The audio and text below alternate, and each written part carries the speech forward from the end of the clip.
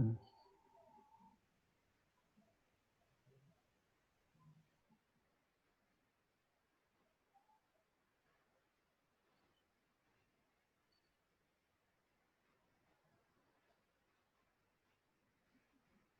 I began to record because I'm afraid otherwise I would forget to activate that button. So now it is recorded. It is recording our gathering. Yeah. Is it okay, Pa Eko? Do you want to test more? Try. Yeah. Oh, okay.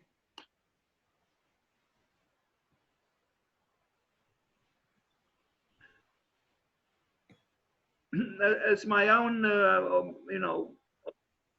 homage to Indonesia, I prepare myself a very short presentation on the Green School because I like that building. Maybe you are not so impressed by it, but from far away I am. The Green School from Bali.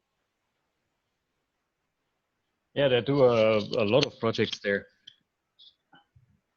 It's yeah, very intrinsic, very interesting bamboo craft. Yes. You have excellent craftsmen there,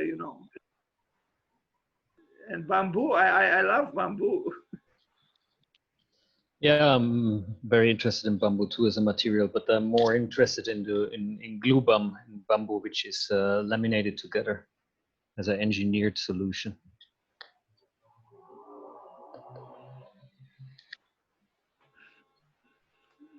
There is an architect in Vienna who unfortunately she couldn't attend today, but she insisted that I record your presentations because she is very interested in this subject. And she will make herself a presentation in the second half of September about her own practice, which is called Green Skills. And she runs some workshops in Vienna with this subject.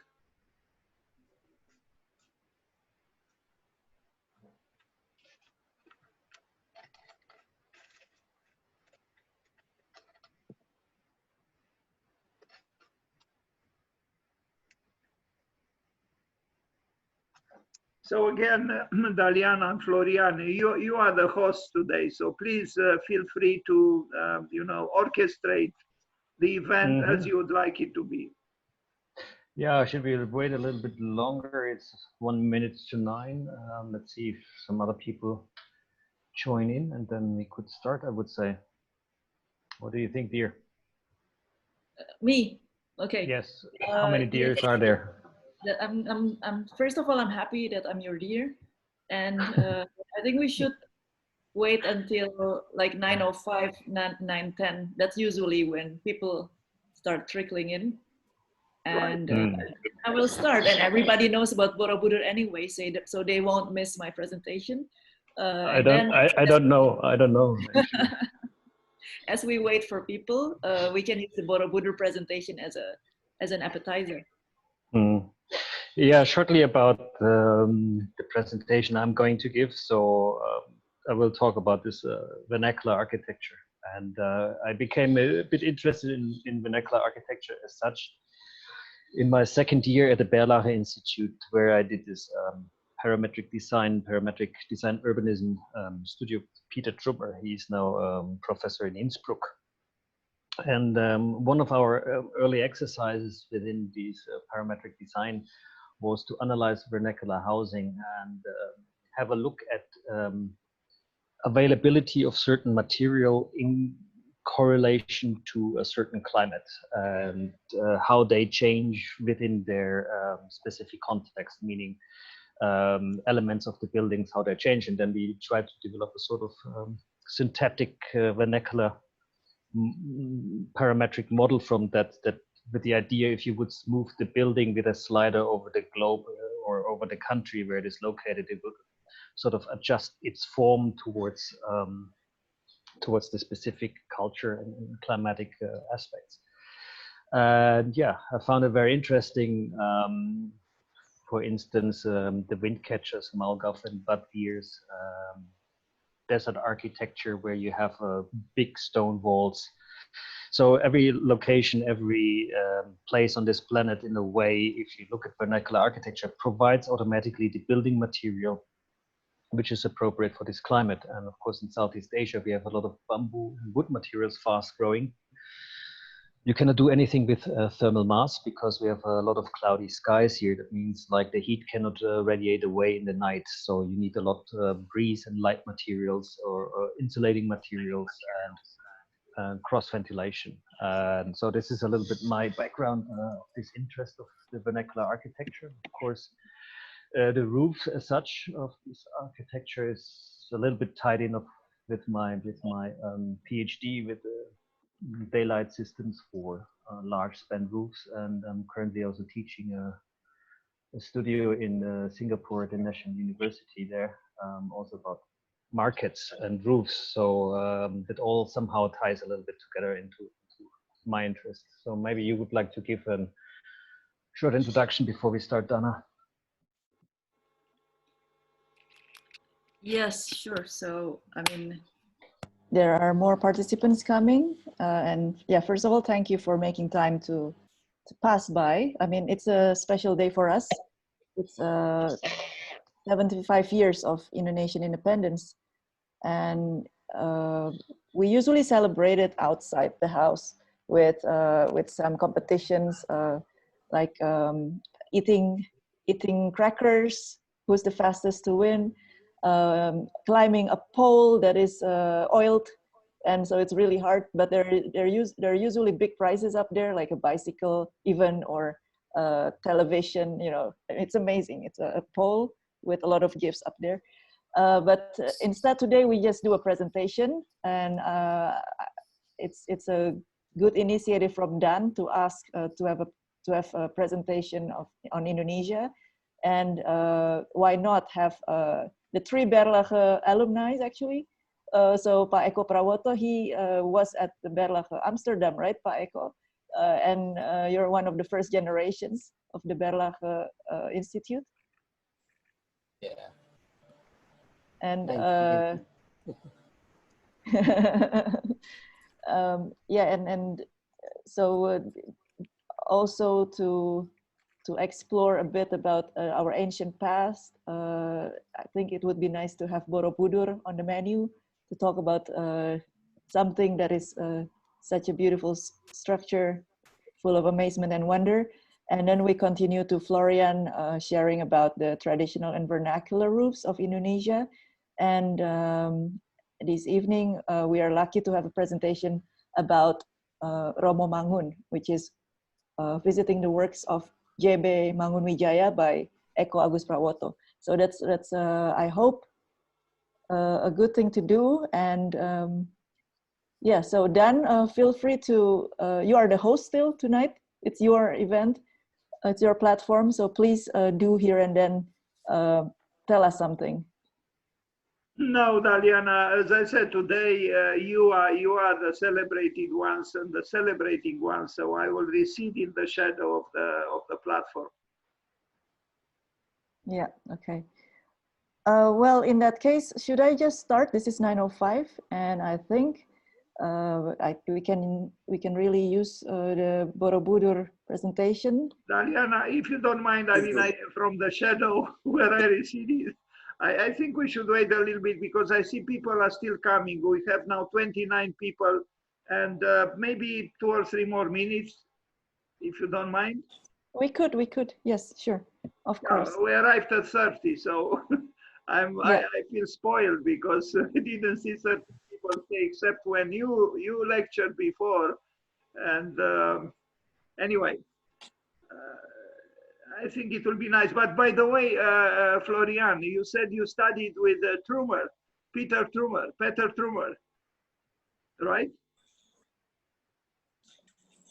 Hello, Florian. I guess yes. Sorry. I was like downloading a small video clip, and then you started talking. Yes, I studied with Peter Trummer. Okay, I think maybe one evening, one day we'll invite him too, and together with you, or maybe you'll invite him, because I think he's very interesting, especially his ideas about aggregate urbanism, And Yes, yes. yeah, let's do it one day if we can. Sure, I've not been in contact with him for a very long time, but he helped me to get the job back then at the UN studio because he's also previously worked there. And yeah, so he introduced me to the right people at the right moment. He's a very interesting person. So I don't know what he's doing right now, but for sure I can contact him and then ask him if he's interested. Yeah, once I interviewed Wolf Prix on Skype, and he was near Wolf Prix in their office, in his office in Vienna, of Himmelblau. Mm-hmm. Yeah, he's an interesting man. Anyway, you know, Daliana, if you want to to start, maybe now it's the good time. I don't know. Sure, yes. So yeah, welcome again, everybody who has just entered this room. I think you're in the right place. I'm going to start right now sharing my wonderment about this ancient structure. Let me see, I'm going to, yes, does everybody have it full screen? Florian, does it look okay? Perfect. So first of all, 75 years. So 75 years is the amount of years Indonesia has had our independence. So 75 years is also, it is said that the amount of time needed to make Borobudur. So I wonder if like within the 75 years as a nation, Indonesia, have we made something like Borobudur? Or have we created, have we done things that we wanted to do or should have been done within the 75 years? A lot of achievements, but are we there yet? Are we happy about our achievement? So to me, Borobudur is a wonder, and to many as well. I mean, it is an ancient structure, famous worldwide, but somehow not famous enough to be in one of the 7 world wonders according to the new 7 wonders version. And in 2007, so the whole Indonesia was really sad at that moment because there was this poll of what should be the 7 wonders of the world, of the new 7 wonders list, but somehow Indonesia didn't make it just because not enough people know about it. And Machu Picchu was there, Petra in Jordan got it, and Christ the Redeemer statue in Brazil. But in Borobudur is not that well known, not enough known. So it's such a pity. While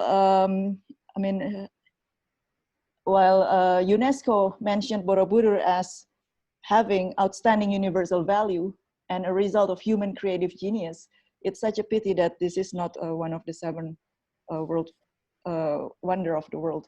So I met Bernard Weber, that's the founder of New 7 World Foundation, New 7 Wonders Foundation, back in 2011 when I was teaching a master studio at TU Delft, which is called We Want World Wonders.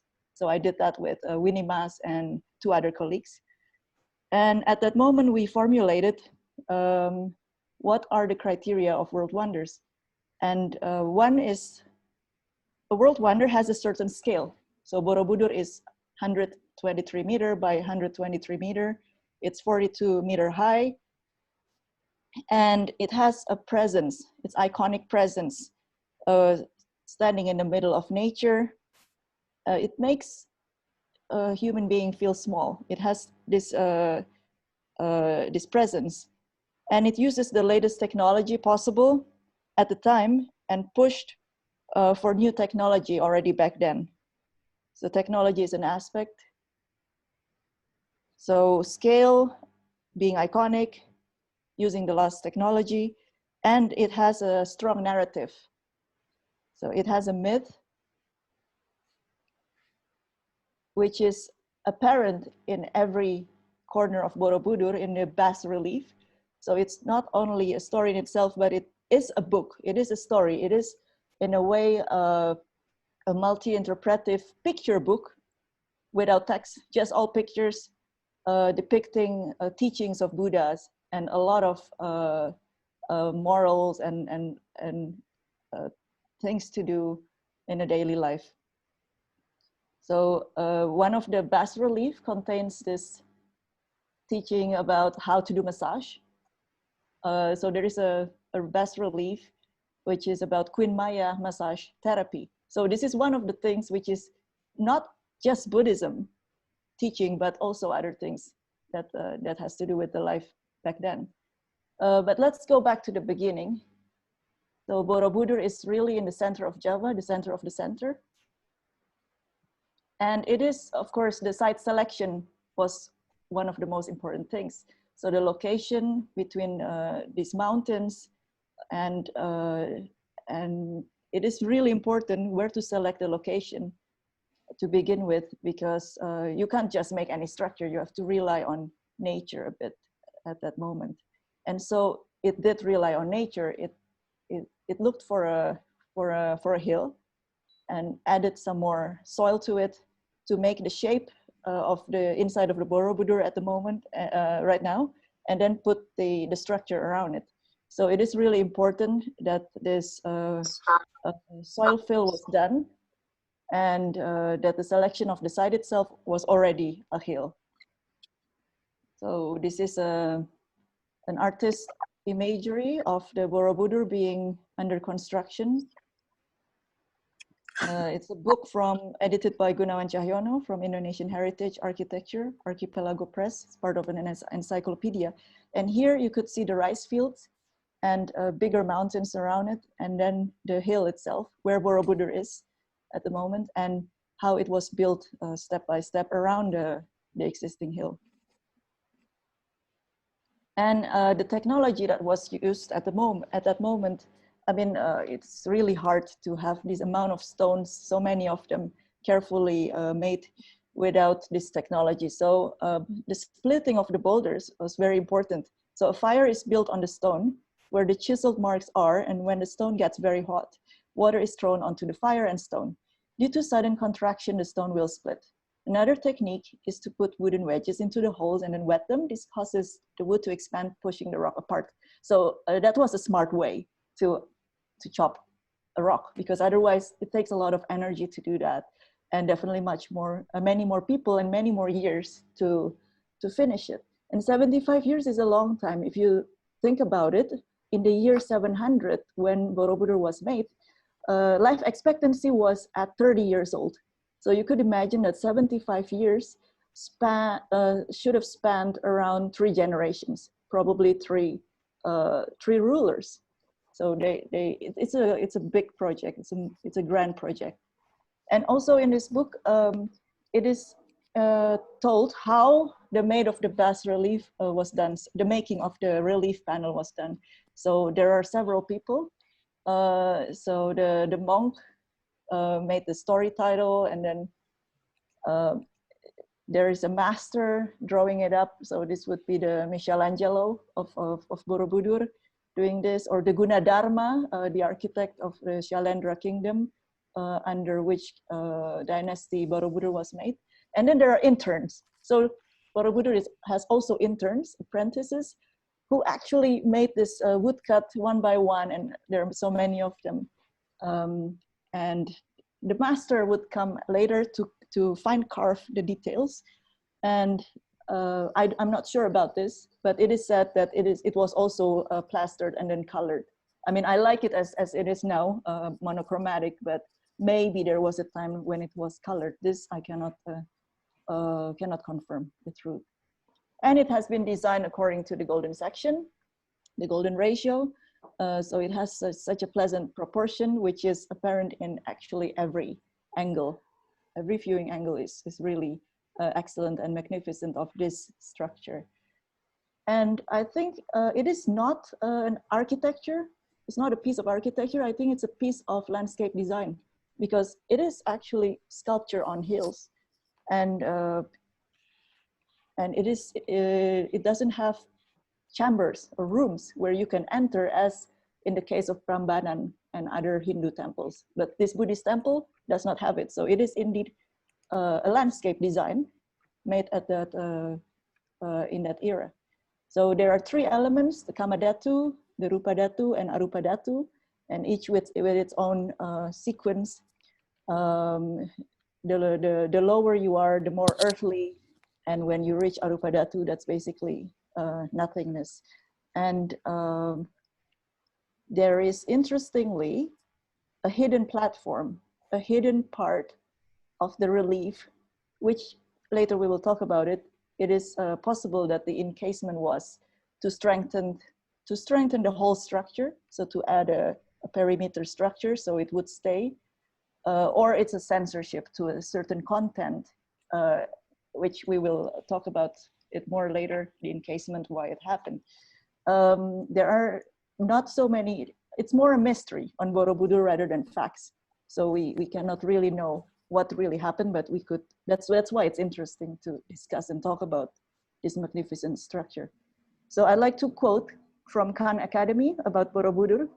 Set high upon a hill, vertically enhanced by its builders to achieve a greater elevation, Borobudur consists of a series of open-air passageways that radiate around a central axis mundi, cosmic axis. Devotees walk up clockwise along the paths that gradually ascend to its uppermost level. At Borobudur, geometry, geomancy, and theology all instruct adherence toward the ultimate goal of enlightenment. Meticulously carved relief sculptures mediate a physical and spiritual journey that guides pilgrims progressively toward higher states of consciousness. So basically, when you're in this area, you are no longer in this world. It's a higher level of consciousness, and also the shape turned from square to round, because round is the more divine form.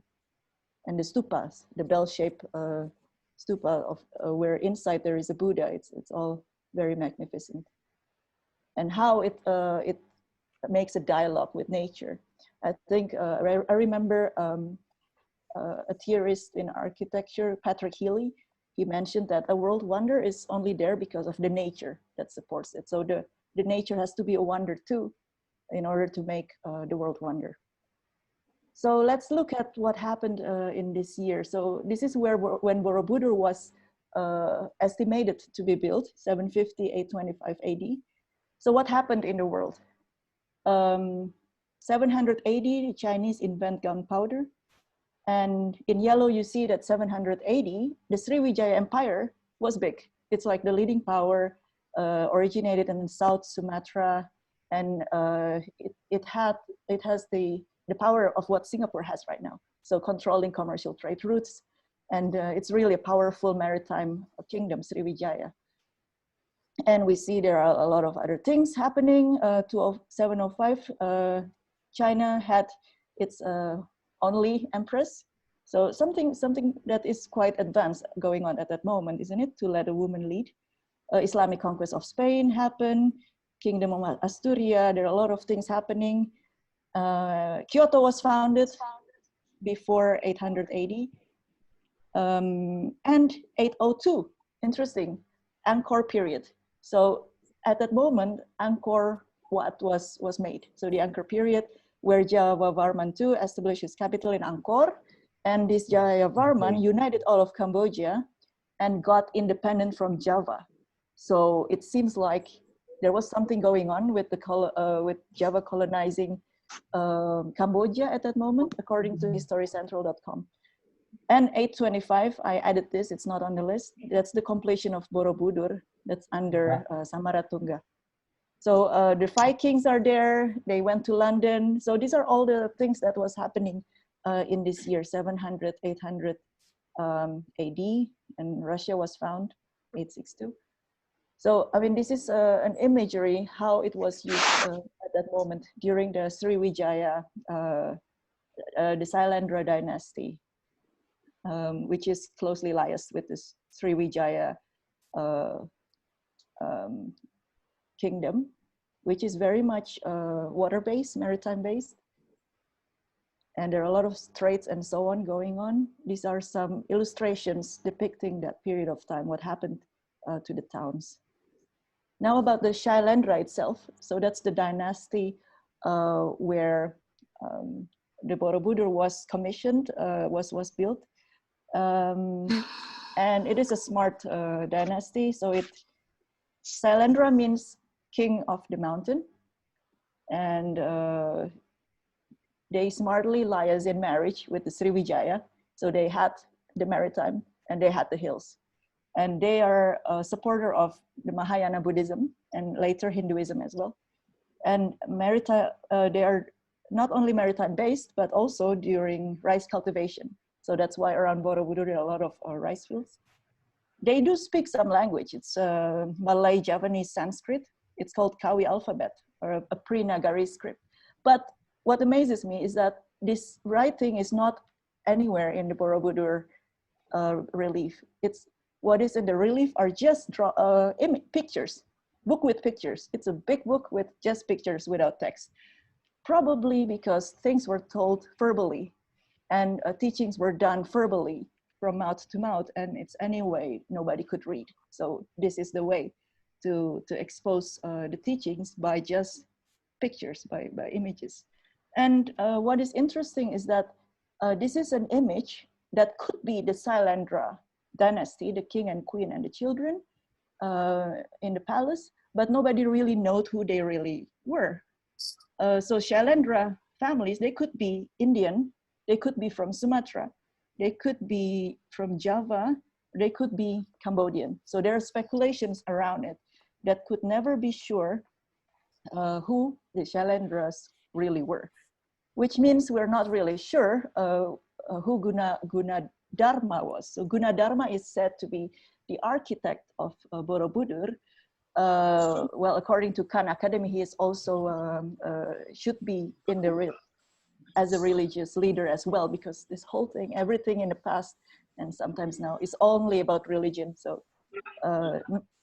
so his title could be a religious job, a religious post, rather than actually being an architect.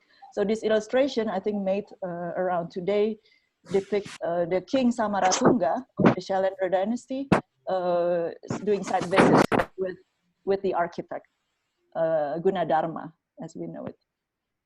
And the encasement is something really interesting. So this is the only part in Borobudur where the bottom relief is revealed for the visitors to look at.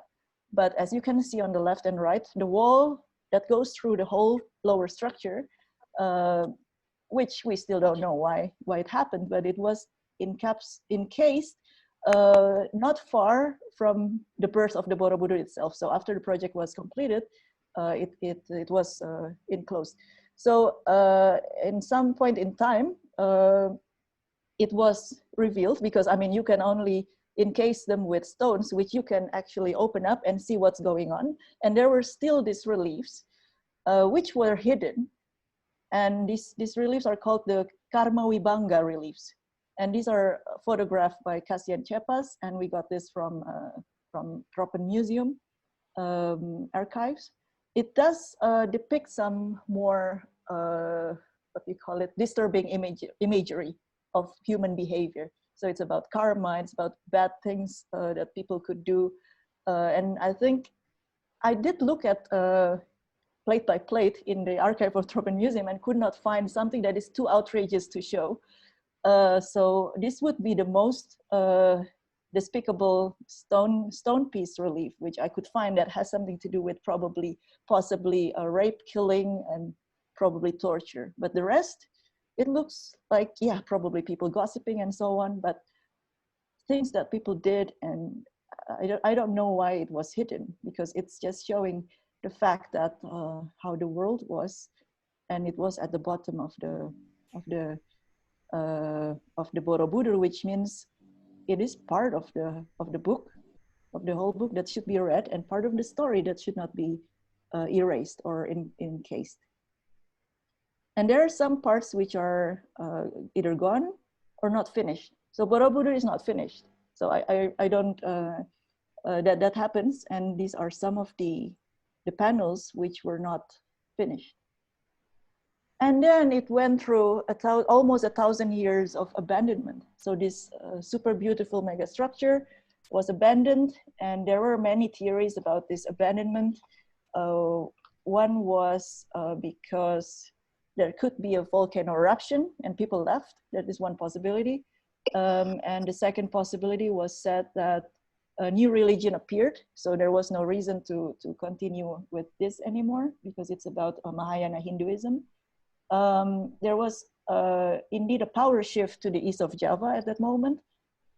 And there was also a story written in a book called Babat Mataram. I mean, we don't have so many books about history in Indonesia, but in Babat Mataram it was mentioned that it is superstitiously bad to approach Borobudur, so it should not be approached. It should be abandoned. So there was this young Yogyakarta prince who went to this site and did something with the Buddha and the stupa inside. And when he came home, he died.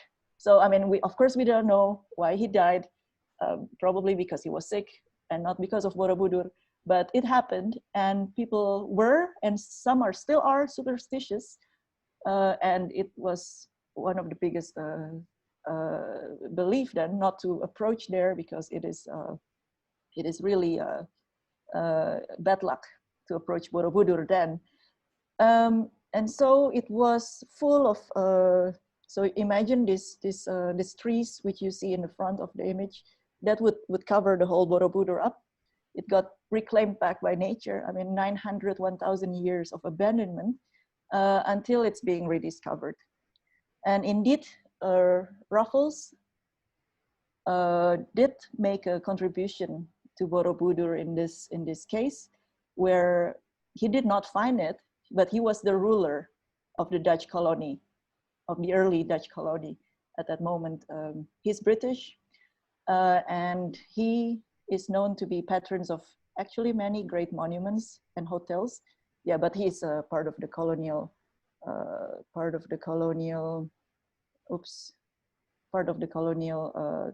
team.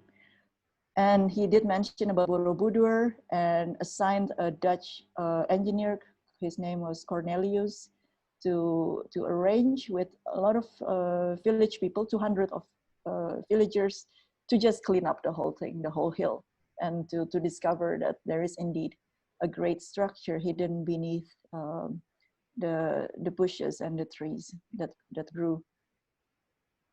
And Cornelius tried to restore it, but at that moment the restoration was so difficult, so he only went up to the biggest stupa on top of the hill, on top of the Borobudur, and took the giant Buddha and tried to he called it the imperfect Buddha, actually, because it was not done imperfectly. And there are speculations about it, why that Buddha on top of the Borobudur stupa, the biggest stupa, is actually imperfect. So he brought it and away from the Borobudur and actually put it in this museum. It's a Karmawabinga museum where it contains also all other documentation about the restoration. And it was bombed. I think it was 1985. Terrorism did this. 9 stupa was bombed, and I guess there was no security check at that moment. And yeah, it just happened, but it got restored back in place. So the restoration did take place for many, in many phases, also during the Dutch occupation, but the technology was not there to really fully restore it. Only until UNESCO came and helped with some other countries and collect the fund together, because it is expensive to restore such a great structure. Between 1975 and 1991, the major restoration took place. So this has to do with inserting a new drainage system into the whole Borobudur, because water was indeed one of the major aspects that led to the structure's decay. So imagine like taking everything out. I mean, gladly nothing was cemented, right? I mean, at that moment, it was like a certain kind of interlocking system that was done between each stone, Lingga and Yoni, I would say. So it was possible to take everything out and insert a new drainage system and put everything back together. So the UNESCO team of engineers documented everything, made sure that everything that was taken out or taken back in the right place. And they had this rebuilding scheme. So it must be then for the whole the whole necessary parts that was taken out and put back. This is the north and south rebuilding scheme, and this is for the east and west. So it must be all 4 sides. And what is interesting is that, of course, this such a big icon. It illuminates the whole area. So I mean, this is a village map at Borobudur. So it should be that with Borobudur charging entrance tickets, tourism comes, but also create prosperity for the whole villages. That's what is envisioned and what should happen. And it should also make tourists want to see other monuments near Borobudur. And there are 2 very big ones noted in green. That's Pawon and Mendut, which is said to be almost in the same axis of Borobudur. And that once a year, all the Buddhist pilgrims in the world come to Borobudur and made some kind of like sequential meditative walk with prayers to this Pawon, Mendut, and Borobudur temple. And Borobudur is one of many candis, temple structures we have in Indonesia, but of course, yeah, it's the biggest one and the most prominent. But there are a lot of other super interesting temples that we cannot discuss today because they're just going to take more than 20 hours to talk about. And what is interesting but also sad about tourism is that, yes, we need tourism and we need more people to know about Borobudur to put it back on the list of 7 world wonders if there is another chance. But tourism itself also sometimes bring more damage, of course, to the monument, because this is not how you should treat a beautiful monument. But yet the story about touching the Buddha brings you luck. So if you haven't touched a Buddha in Borobudur, inside the statue, inside the stupa, then you haven't been to Borobudur, and you can make a wish there, and then your wish will come true the next day. That's what is believed. Yet, actually, you don't have to touch Buddha. You could just look at the Buddha, which is one stupa was made open, and you can see the Buddha sitting there. And there are many poses of Buddhas, and I think 6 poses or something, and that means something to the whole set of pilgrimage experience. And with this, I end the Borobudur presentation. I hope it was refreshing, and it is really an interesting structure. And I see more people have come. We have 60 participants. So thanks for joining us, making time this evening. Yeah, so Dan, Florian, and Echo, this is the end of my Borobudur presentation. And I wonder if it would be good to just go with Florian's presentation about the traditional and vernacular. And then if we want to have a discussion afterwards or in between, or after Pak Eko's presentation at the end on Romo Mangun, on JB Mangun Wijaya, that's also possible. Thank you very much for the opportunity. Okay, thank you for your great presentation. It was really a lot of things to learn from me. Yeah, also welcome to the other people who joined a little bit later. I see a lot of Indonesians joined, Pak Tamrin, Dani with a short glance, also a friend from Malaysia, Vishal. So yeah, welcome everybody, which was not welcome earlier on. And I will share now my screen. Share screen. Screen 1. Share. Okay, do you see the cover of the book? Yes, no, maybe? Yes, it's clear. Okay, excellent. So probably a lot of Indonesians, or hopefully a lot of Indonesians know this book. This is the Indonesian Heritage Book, Architecture Volume number 6, which was edited, or the main editor is Gunawan Cahyono, Department of Architecture, University of Indonesia. This is a fantastic book, and I will read a little bit and show you this content of the book, because the book is so well done. I impossibly can do it better just by my own research. It's an interesting book, as you see already from the cover. It has this sectional perspective, very naturalist drawings, and shows in great detail all these sort of different construction methods of all these different roofs. So yeah, here's the whole list of people contributed to the book. So if you can get a copy, you should for sure buy one. There are English, Dutch, and Indonesian versions out there. When I looked it up in Amazon, I think it's like $300 by now. So it's probably quite some collector item. So yeah, and we got it today morning out of our box, the cardboard box, because we're currently moving office. So a little overview here.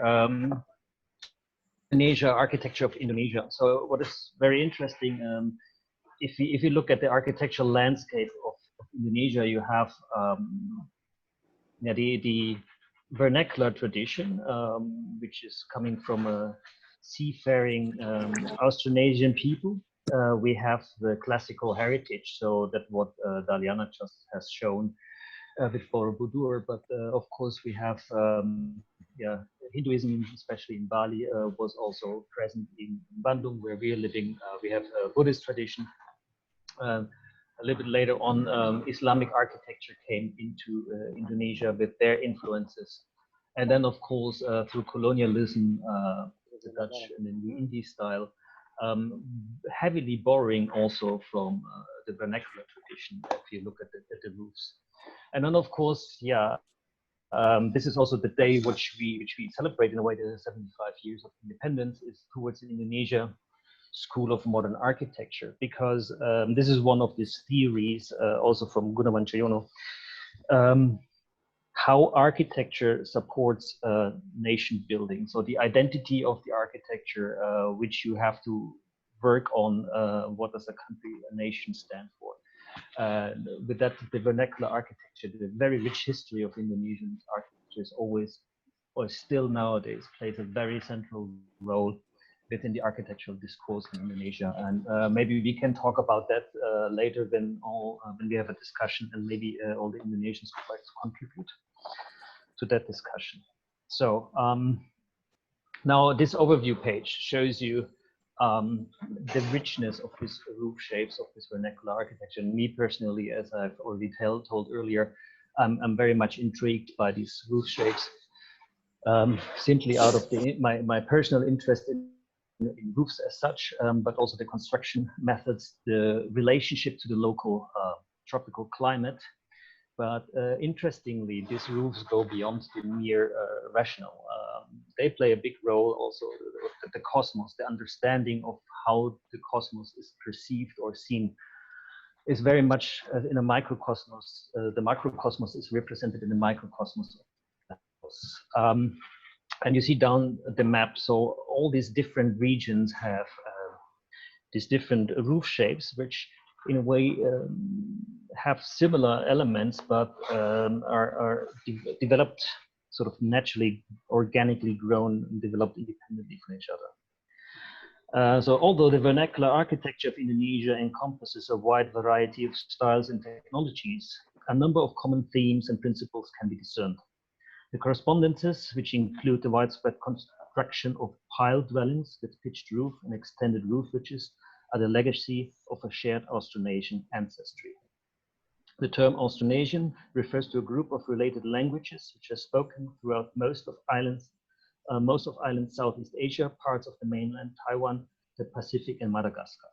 So yeah, the quintessential features of Indonesian vernacular architecture are exemplified by the Toraja house. This is the one with this saddle-shaped roof, which you see in the top left.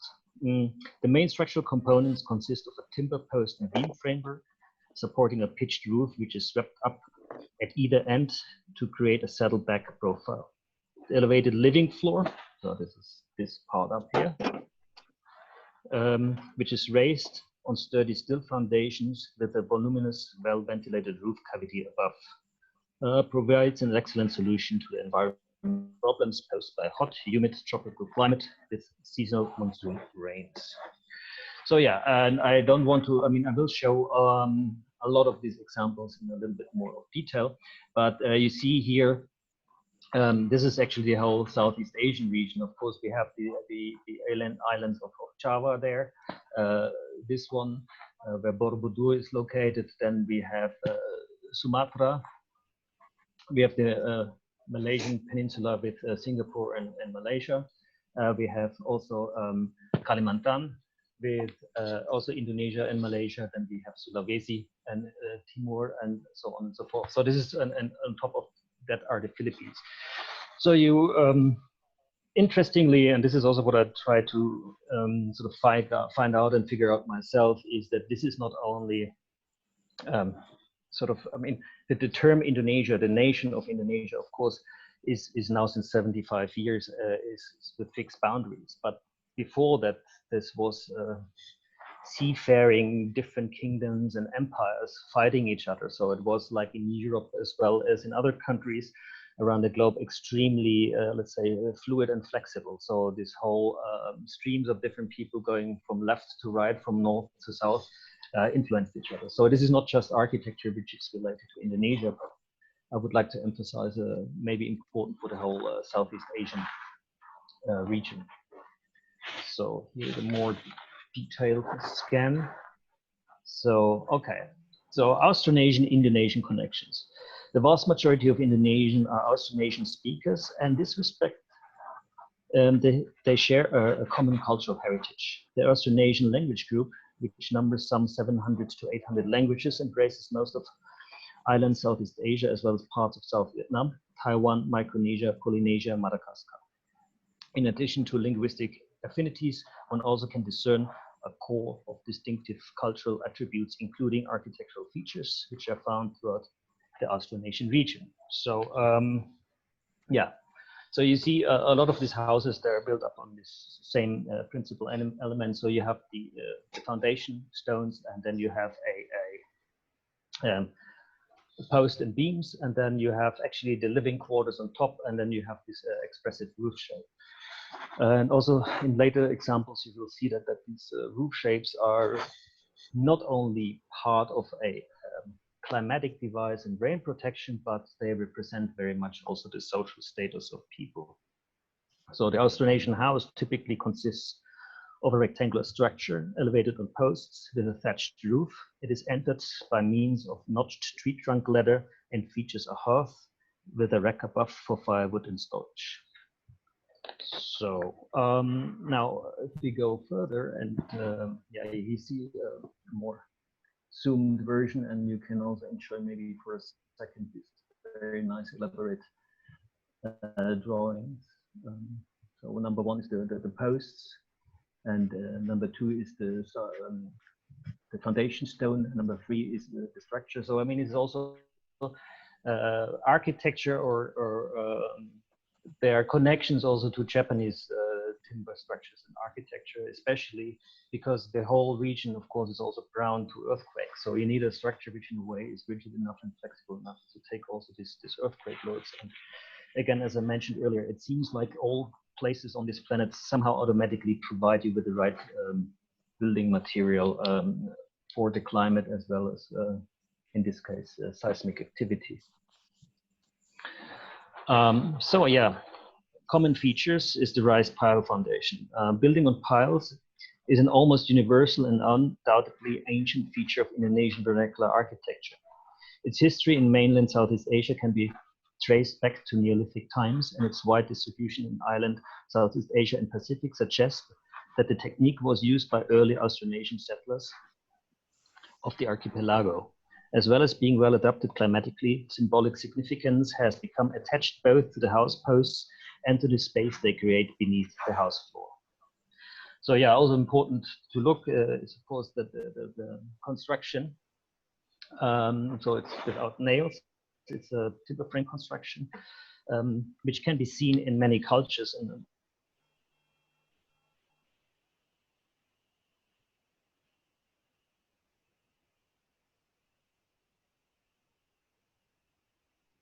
Florian?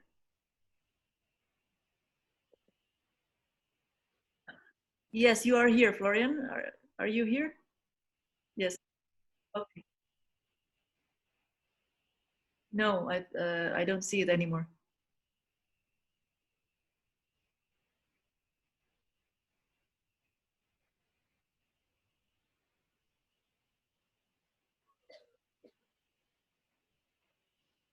Not yet. It says you have started screen sharing. Yes, Okay. now it's on. Okay. Okay. So yeah. So what I find very interesting is so that the whole idea of you build this house on stilts because of maybe you have a muddy ground. It gives you then the possibility to protect your house from the floods. Then you have on the upper floor, you have the living quarters where you have, like, let's say, loose floorboards. You have this pitched roof, which brings the rainwater very fast away. That is also sort of a microclimatic machine, because in a way the cooler air underneath the house is drawn upwards with a stack effect. It can enter through these floorboards. You could also, if you sort of burn things underneath, you could fumigate the whole house structure against mosquitoes. So it is a way of almost like an organically grown way of building. And for me personally, this is super interesting. So yeah, one of the common features is these extended roof ridges. The most distinctive feature of Southeast Asian vernacular architectural forms is the extended line of the roof, often with outward sloping gables. This style is not only ancient, but is often carried over into modernized forms, being made to stand as visual symbol of local ethnic identities. The extended ridge, sometimes developing elegant curves, cannot be explained in functional terms, nor is it integral to a particular mode of construction. Its appeal is aesthetic, and it's achieved by a variety of different building techniques. So, as you see, we have here the Toraja house, and that one, I think, is on the lower right, is from Lombok. But I find this one, the horned houses, I find quite interesting. So, cross gable finials, which are often elaborately curved, are a very characteristic feature of Southeast Asian roofs, derived, no doubt, from the solution to a technical problem of how to hold the rafters together at the ridge. Often there's a symbolic association of the house with the body of a buffalo, in which case the gable finials are identified as the horns of the beast. So yeah, in a way, there is some form of expressionism in this buildings as well. So worldly ones and otherworldly, and the otherworldly ones we will come into in a second. So now you see here in the middle, this is a Balinese rice barn, but you know, all these buildings are made from natural materials. So we have wood, bamboo, palm leaves, grass thatch, plant fibers. And also interestingly is like, for instance, the roof construction, if you have leaves or grass thatch, this is of course prone to, or is very much exposed to sun and rain, and you need to exchange it. But in a way, if you construct this building or if you live in this building, you live also in this sort of natural cycle of replacing. So this roof will never stay there forever. You will have to replace it in a way in order to protect sort of the more valuable and the more permanent structure of the house underneath. So this sort of lifestyle, which I find interesting, is of course very much tied to your to climate and, and the ecological system around you. Guys, can you please stop talking while I give you a presentation? Thank you. Well, I think the microphone is by default when you enter, it's unmuted. So please mute yourself. Thank you. Thank you, yes. So now the house is a richly ordered space. The Indonesian house is much more than simply a place of residence, affording somewhere to sleep, eat, and take shelter from the elements. Rather, it is a symbolically ordered structure which provides a series of spatial metaphors for the expression of key cultural concerns and social values. So if you look here up on this, you can zoom in and check how to do this. So I find this also very fascinating. Hello. Now we zoom in here. So the house and the cosmos. So in a way, you see like what is numbered. So you have the Toraja house is a microcosm of the macrocosm. In the vertical plane, the roof space is identified with the heavens, number one. The interior with the realm of the living, so this is where your sleeping quarters are. And the space beneath the house with the underworld, number three. The later is supported on the deity Pong Tulak Parang, while the old Lord Puang Matua resides in the highest level of the heavens, and so on. So it's represented by the sun and so on and so forth. So in a way, each individual house is a representation of the cosmos. So I think this says something very interesting about this culture, which does not see itself as a sort of individual being detached, but it sees itself as being part of a greater, also spiritual realm. So that means like still nowadays in Indonesia, what we call superstition is pretty strong. Superstition which is not covered by, let's say, the traditional religion. So people here believe in ghosts and they believe in the supernatural. And I find it also very interesting that in the next page, the construction rights. So that means like if you're not constructing this house, so it's not about only the technical aspects, it's not only about how you bring these details together, like what I would do as a, say, rational German architect. But it is while you do it, you have to obey certain rights. Because if you don't do it right, then this house will bring you bad luck. So this adds a total new dimension to this thing. And of course, I mean, think about it. If this would be still valid nowadays, you could specialize maybe during your architecture studies in spirituality of the house in a way. I mean, some people do it with offering feng shui things, but I mean, as such, I find it quite interesting that that in some cultures, for living and being on this planet is a lot more to it. So zoom, I'll view full screen. Is it? Okay, good. Now, yeah, okay. Do you see it again, the full screen? Hello? Yes, it is. It is visible. Okay. It's not full screen, but it's okay. It's big enough. Okay, then maybe it takes a while. Do you see construction rights? No? No, now the desktop is showing. The desktop? Oh. Okay, now we see construction rights. Okay, so we have a bit of a laggy internet, my excuses. So like I said, yeah, the construction rights are very important. So indigenous belief systems in Indonesia place humankind within an animated cosmos, permeated by a vitality which pervades all things. Even man-made objects are regarded as having their own lives and personalities which interact with those of the people who use them. This attitude informs the entire house building process. The different stages of construction with the attendant rituals brings the vitality of the house into being, and any subsequent misfortune that may befall its occupants can be blamed on procedural errors which have created a disharmony between the building and the people who reside in it. So, I mean, of course, in all these different cultures and different groups, different islands, there are different rituals. A ritual where the craftsman sits in front of the tools, and they have a conversation with the owner. Then they bring. So yeah, entering a house or starting to live in a house is not only related to bringing your furniture in. So you have to mentally and spiritually prepare the house for being inhabited. And yeah, this is the.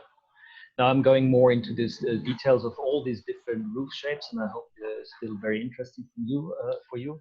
So this is from Sulawesi, the Toraja Tongkonan, with a drawing upward sweep of their gravity-defying roofs and the rich harmonies of their carved and painted decorations.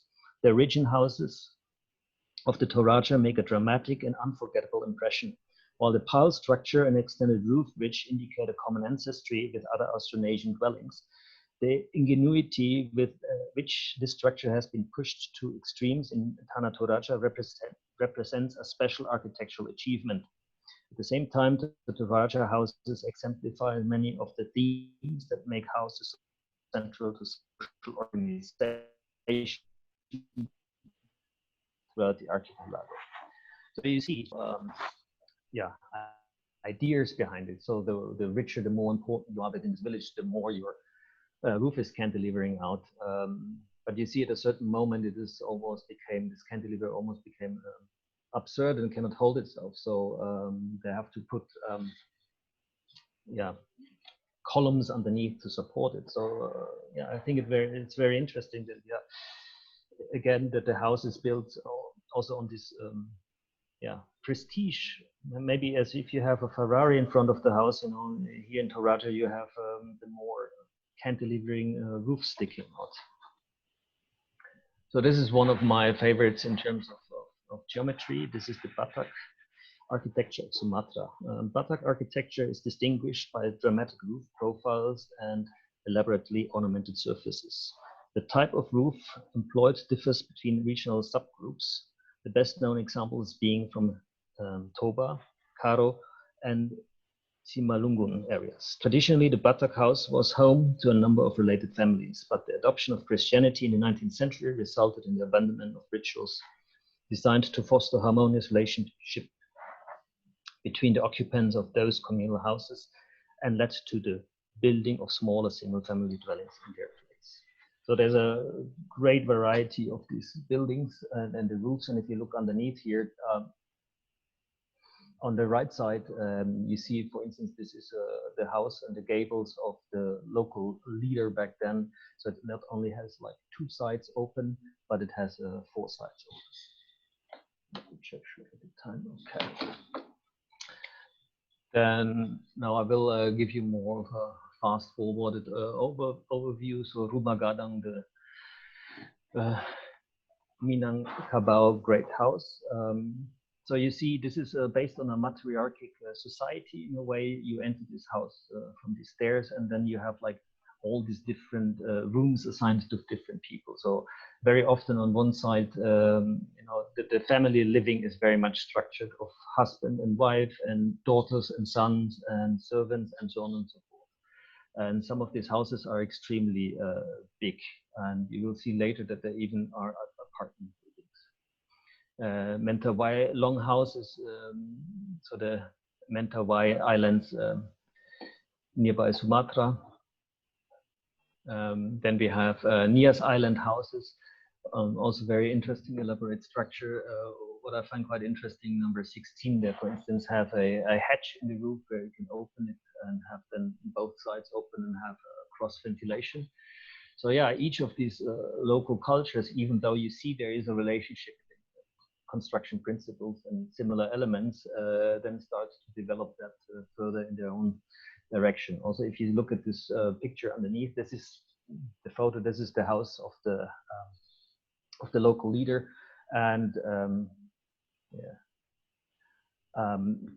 what it represents here is that the roof of the house is the crown, and the middle part of the facade is the face, and these are the legs. So the house itself also represents the person in a way. The person is the house is the person.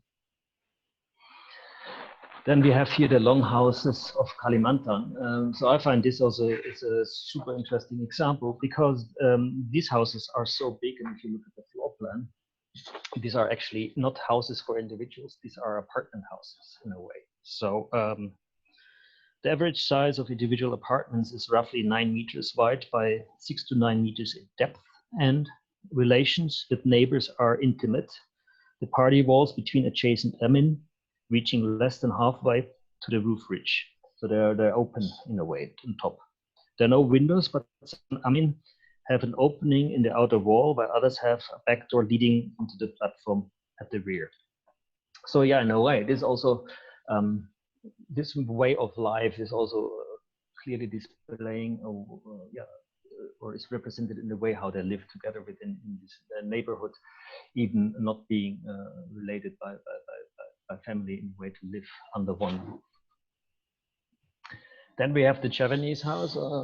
Java, this is of course the island where we live, where Bandung is, where the capital Jakarta is. And you will see this also later, and I want to show you these examples. For instance, you see here this construction of the Joglo roof, and you have in the Joglo roof, you have this centerpiece, which you see with this layered wood things. And as you maybe remember, Dan has given a presentation about Paul Andreu, and there he showed the airport of Jakarta, and you see that Paul Andreu clearly took these elements, although in steel construction, sort of reworked them for the whole airport building and where it comes from the way. So, but yeah, you see also this is sort of the different roof types here in Java are also sort of fluidly can grow into other structures. You start with the kampung house, which is the sort of very simple pitched roof. If you add and left and right these extensions, you have the limasan, which is a little bit higher in terms of yeah, social, or where you're in the hierarchy. And then for the richer or for the more aristocratic, you have then the joglo, and you can even extend the joglo or see this geometry as a sort of a fluid growing stacking of more of these volumes, where it then becomes also sacred architecture. So a lot of these roofs are used for Javanese style mosques, for instance. So we used to have one in Bandung, or probably still have, but where the Great Mosque is currently located, which was then replaced by the design from Sukarno. There was previously was a mosque standing there, which has had this sort of roof. So yeah, we're almost done. So we have the Balinese house. There is, of course, a whole arrangement. The microcosmos is not so much represented in the way of the houses itself, but it represents more of a small village with a central plaza and different elements oriented according to orientation: north, south, east, and west. Then here, this is a mountainous house in the mountains of Bali. For instance, these regions, the mountains of Bali, were not reached that much by Hindu settlers or Hindu influence. Therefore, it is said, at least in the book, that, for instance, this typology is more related itself to the rest of the Austronesian tradition, which you can find in the Indonesian archipelago. Sasak in Lombok. This is, yeah, Lombok is next to Bali, also a tourist destination. This differs insofar as it is not anymore a pile foundation, but rammed earth and straw used as walls, but still elevated, as you can see in a section. And they use the stilted house only for rice barns, for storing rice and grain. And then the house in Sumba. So very interesting also, if you look on the bottom right, how the village, almost like hats of magicians, Gandalf's hats are arranged in a very interesting way and to form this village. And yeah, Timorese houses. So you see, this is a whole similar principles, similar design principles, but a whole array of various local differences in vernacular architecture and roof structures. And I want to show you one more thing. Come on, get out. So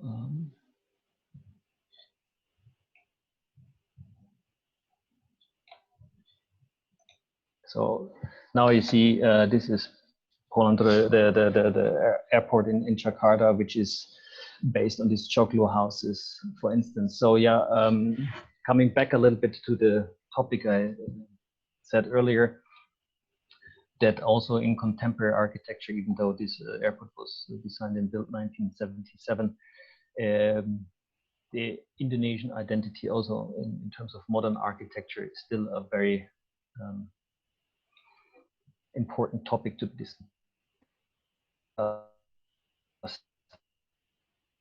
We also wanted to talk about this, but he has realized a couple of buildings in Jakarta, as well as in Surabaya. And you see here is also in a way, maybe not in color, and of course not for sure not in materiality, but the stacked and rotated roof forms of traditional architecture, sort of, yeah, in a, I think, postmodern way of doing this and organizing it around a vertical tower. Very interesting drawings also, what he did. And also, of course, with a climatic aspect of shading the facades.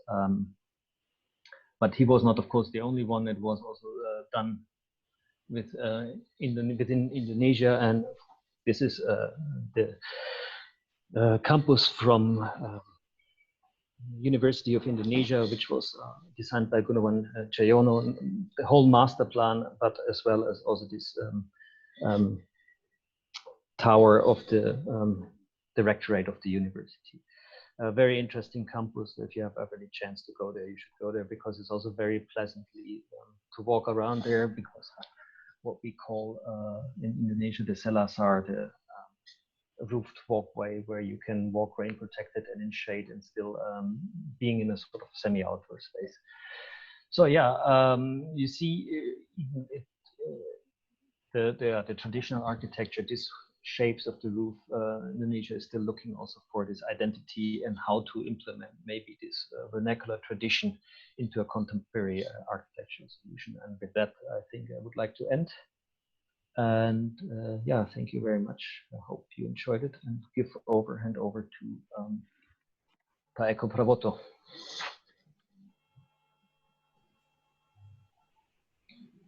Yeah, thank you so much, Florian. So I will continue. Yeah, what I would like to share is about one architect. He also a priest, Father Mangun Wijaya, which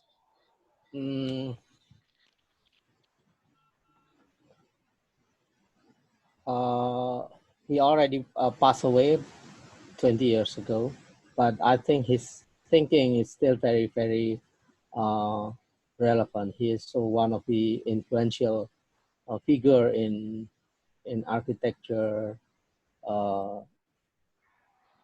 thinking of Indonesia, I think. Maybe I will give a kind of short background about who is Father Mangun Wijaya. When he is a kid, he joined the student army to fight for independence. Then he, after Indonesia got independence, he became a priest. And one of important tasks that he get from the church is Catholic Church at that time is still considered as a religion from the West because of the church building. So he was asked to study architecture with a special task that he should make a design of the church building which showing more belong to Indonesian culture. So this is one of the reasons why he became an architect. And as an architect, he tried to not to use the traditional architecture directly, but he is more thinking of the universal principles, how to deal with the climate and everything, and then transform it into, so to say, new or modern architecture. So thanks to Florian that you presented the various kind of traditional architecture. So later we could compare Father Mangun Wijaya architecture, which is he adopt the basic principles, but not the direct form.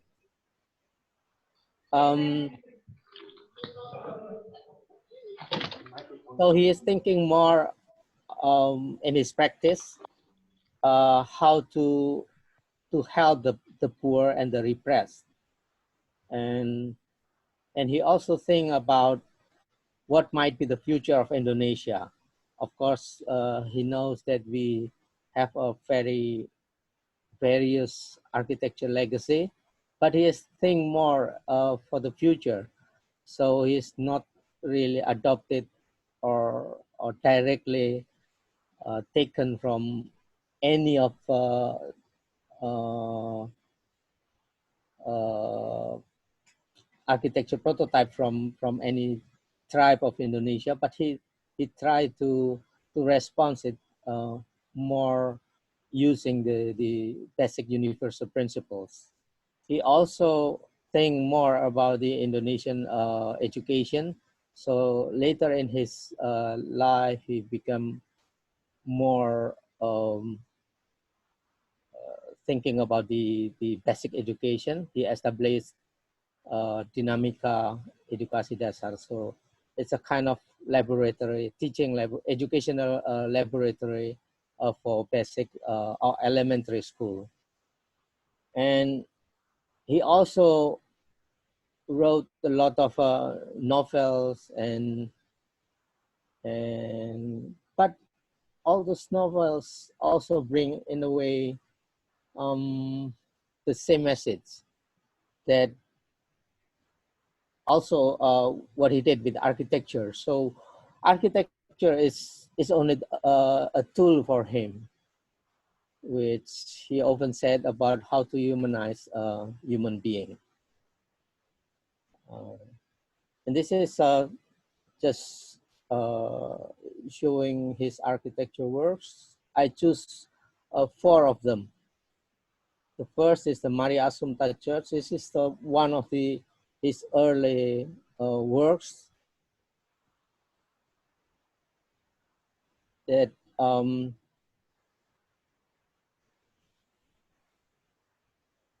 it's in Klaten. The idea is like a huge tent actually, standing on two poles. These 2 poles symbolizing government, Indonesian government, and then the other one is the church. So this church building, the main structure is just 2 poles, and in between is like just a large hanging roof covering the main hall. And he also play with light.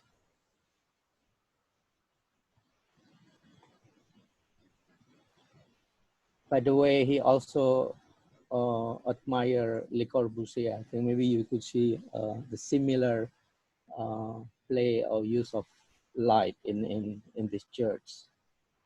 For Father Mangun Wijaya, he also tried to interpret on the level of theology how the philosophy of Indonesian church, which is not Eurocentric, he tried to Indonesianize the church theology. So in his church, he always make put the altar on the lowest, the lowest roof or the lowest ceilings. It's not on the highest like the European church in general, but it is on the lower part of the roof. He put the altar. So in this case, the altar is not really in the center, but more in the corner. So it's like create a diagonal space. And inside, it's a lot of symbols based on the Christian theology, but he translated into local language. Like for instance, this table, he used the leftover of the wood from the building construction, and he built this like table. So this table, in a way, representing or remind us about the offering of Abraham or something. Yeah.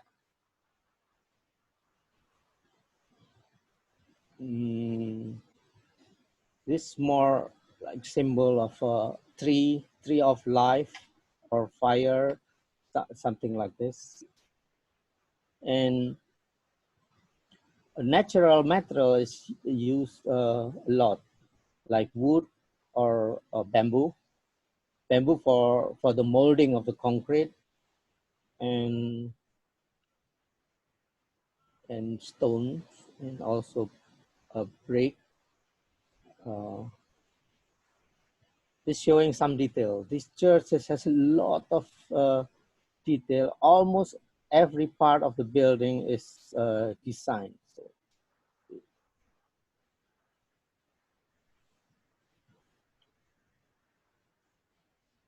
and what is also interesting, he interpreted the stained glass from European church or cathedral, and he made a painted glass instead.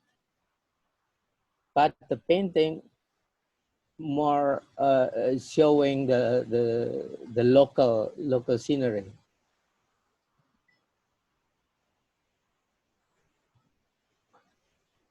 And some of the wall also painted using like a stencils all around.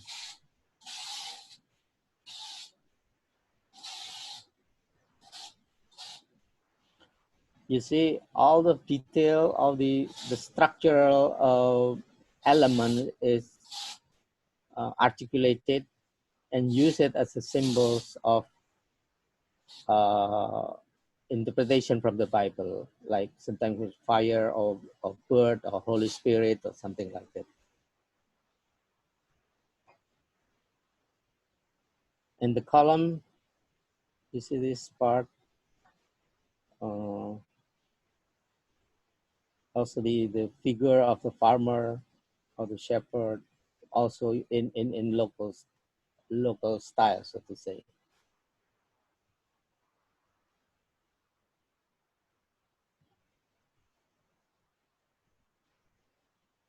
On the background of the altar, he used molded terracotta and put it as an ornament of the background.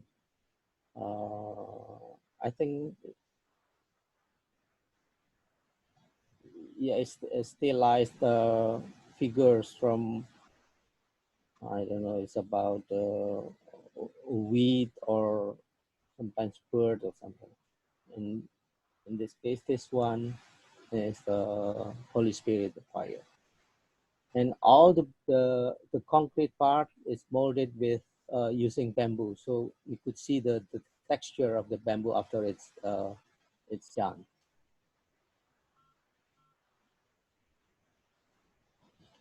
The second project is Wisma Salam. It's a retreat center in north of Yogyakarta, about 20 kilometers north of Yogyakarta. He used the wooden structure. This is more like a traditional, similar to Joglo type, but then it's decorated with many ornaments using the yeah, it's wood actually. It's cladded. The structural part is cladded with wood, and he make this kind of beautiful ornament. I think depicting tree or fire all around.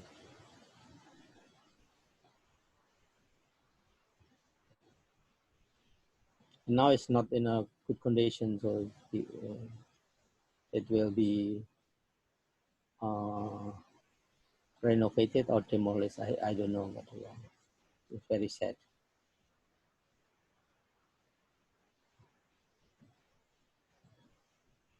There's some close-up details. Actually, this is a wooden structure, and inside this is also a wood, but it cladded with plywood, I think.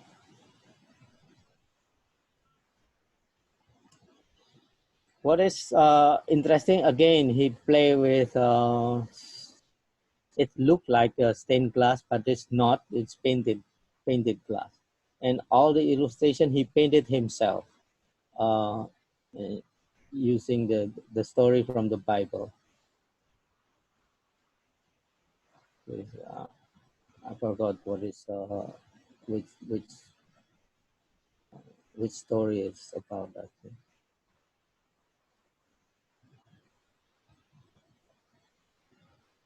It's bird, it's a grape vineyard, and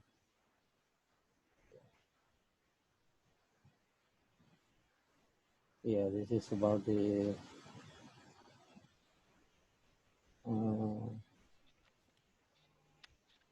it's a story about 10 clever women and then the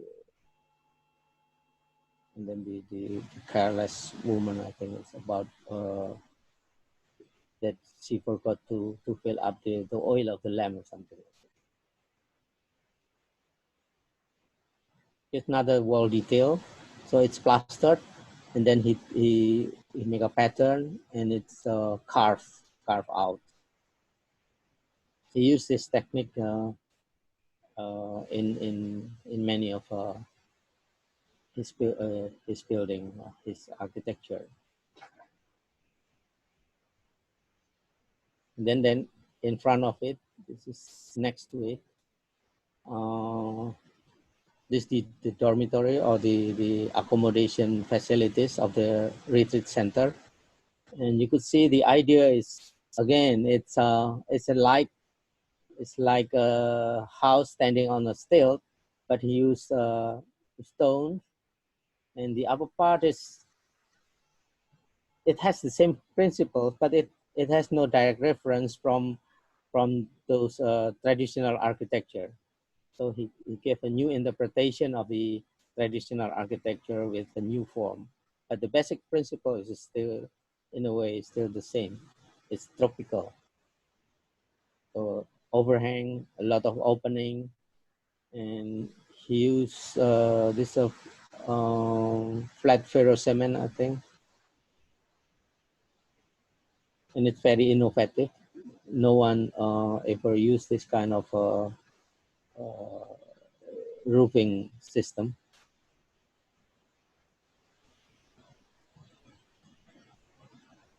And he often mentioned about the tectonic quality of his architecture. So it should showing the honesty and clarity, and also the building should in line with the nature of the law of the nature. So he treated stone as stone and wood as wood, something like that. A lot of opening, inner court. Again, this the stone details.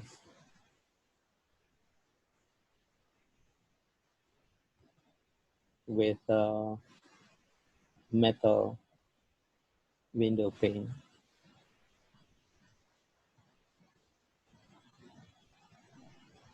Just say inside, again, a lot of painted wall.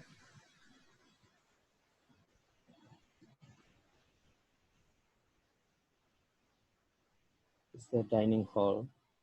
Use a spotted bamboo as the ceiling material to cover the lower part of the roof, and also use a lot of this bamboo things. So we could still feel this is a very local, so to say, because he used a lot of local material, but in a way it has a sense of modern because he used it in a different way compared to the traditional architecture. Yeah, this is some another spot. And he used a lot of recycled materials, like for the flooring, for instance. This is the broken part. He put it. Uh,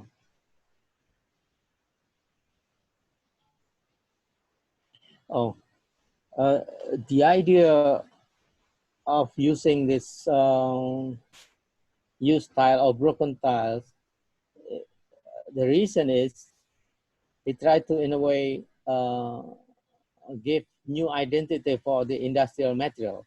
I think this is very, very important.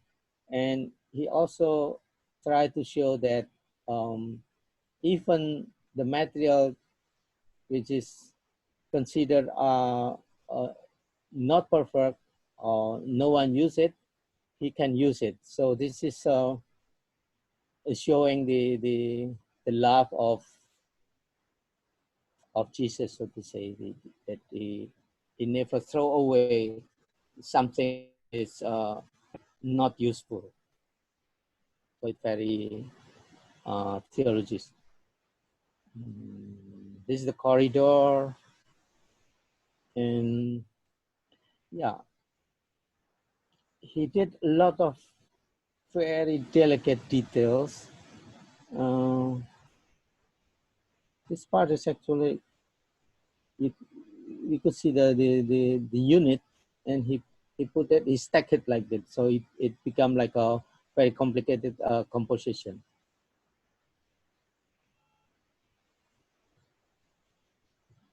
Yeah, this is another part. Again, he used the recycle the cement for tiles and then recompose into a beautiful mosaic. This project, actually his house, but also his office. He started to build it as similar to Wisma Salam type, but because his office is like growing very fast, and he tried also to renovate and to replace some parts. So Wisma Kuira is a kind of ever growing structure, because this structure it's supposed to be designed one floor, but now it's like three or four floors, I think, on a split level, because it's growing and growing. This is on the lower part. It used to be the dining place, and then we walk up like this and entering this bridge and this the library. It's very open, and he used a lot of different kind of glass. Bamboo. Again, it's a bamboo and this is a timber structure.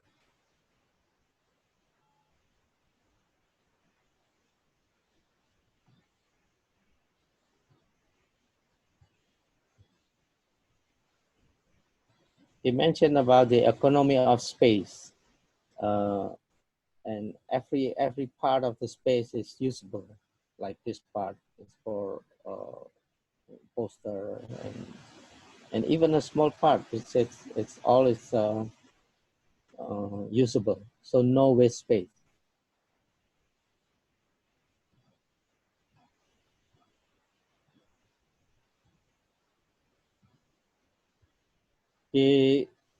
What I like in his project is he pay a lot of attention in detailing and in how to treat the materials.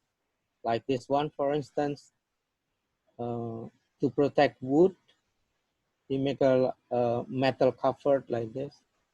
So it's like metal hat to protect the wood from the rain. like this. There's many this kind of funny things, but I think very functional.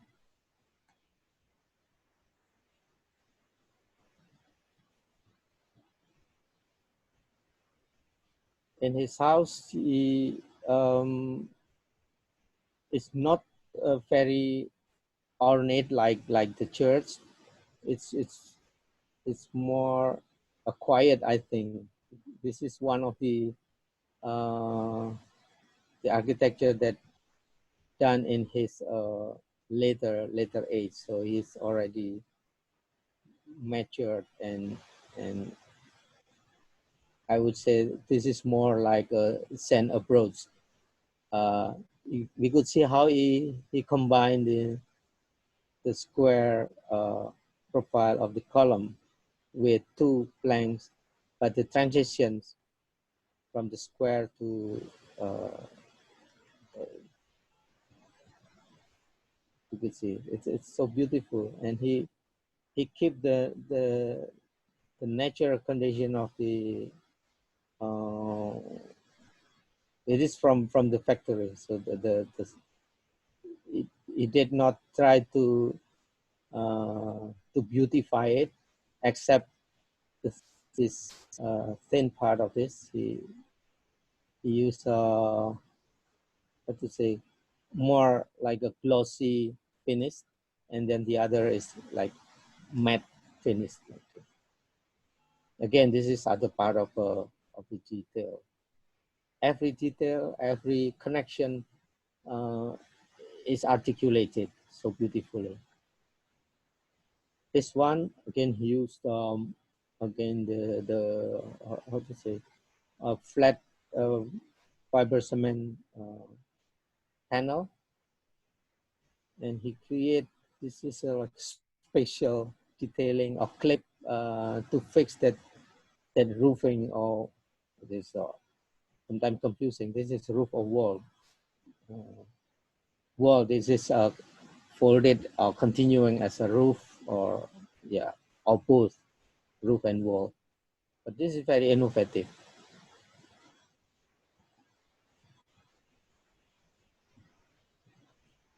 And the way he used clear glass and blurred glass is so beautiful. So they create the inside and outside relationship, but also the privacy to control the view. Again, there's some texture or decoration on the wall. This house has so many details. Every time I visited this house, I discovered a new detail. This is one of the steps visits.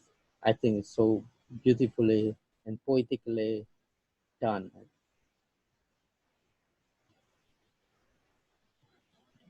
Okay, this is the next project. Is the famous project. This project got the Aga Khan Award, and I think this is more than just architecture project, but it's more about how to humanize human being. This particular spot in Yogyakarta, it used to be a garbage dump in the 70s, I think. And every time, it's full with cardboard house. So it's a slum area, the black spot of Yogyakarta, where the criminals and prostitutes live in the particular area at the time. And every year, the government burned down that shanty settlement, or the slum area. But again, they come back again to rebuild that structure.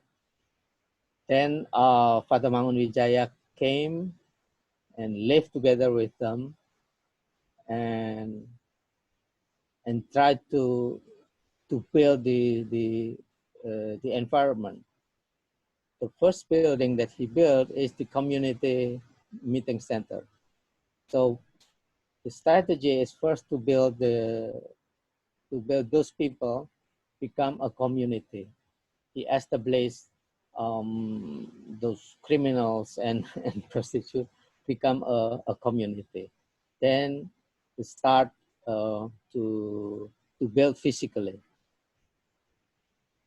This kind of long apartment, and every family has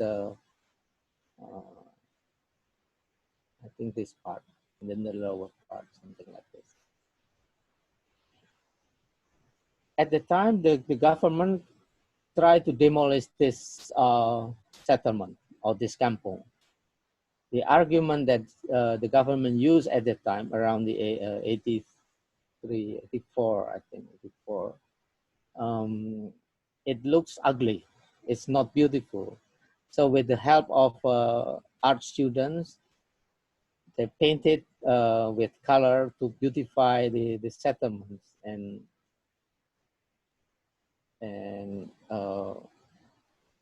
well, at the time, the government still want to demolish this area. And then one day, one journalist came to ask to Father Mangun Wijaya.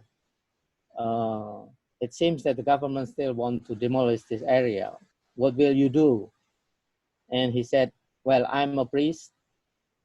If the government want to demolish this area, I just want to pray and fasting. The next day, the government, the journalist put a very strong headline saying that the Father Mangun Wijaya will do the hunger strike if the government want to demolish this area.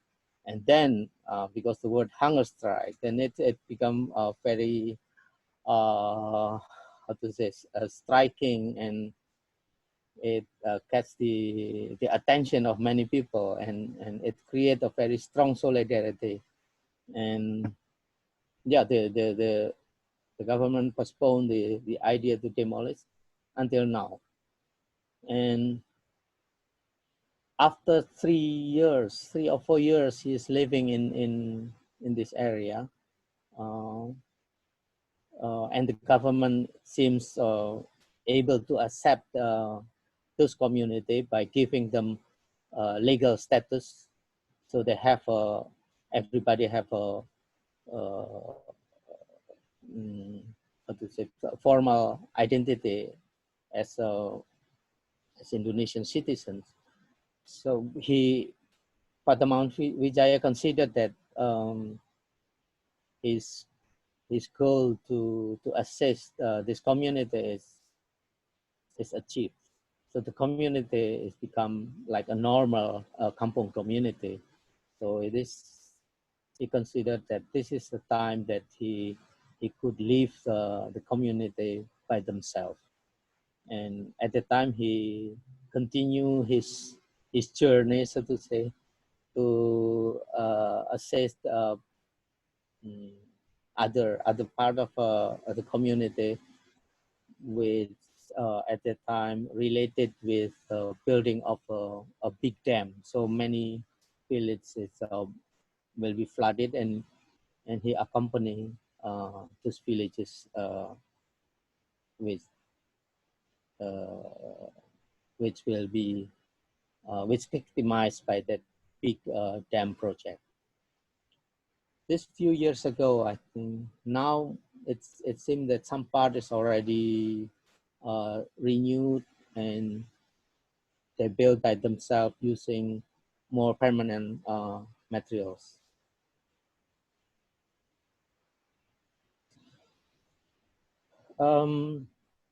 About the ornamentation, this is not just to create a beautiful architecture, but for Father Mangun Wijaya, this is more as a strategy that he tried to use the budget more for the workers rather than for the materials.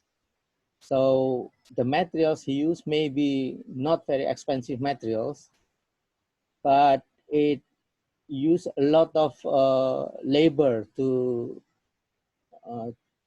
build it. For him, this is preferable. that the money goes to the labor, to human being, rather than to buy it for the expensive materials.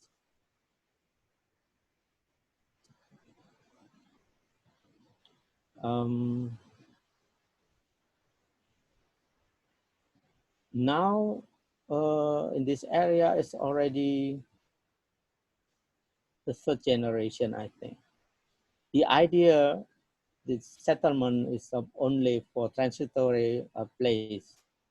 But the Mount Vijaya expect that to change life of the people is not easy.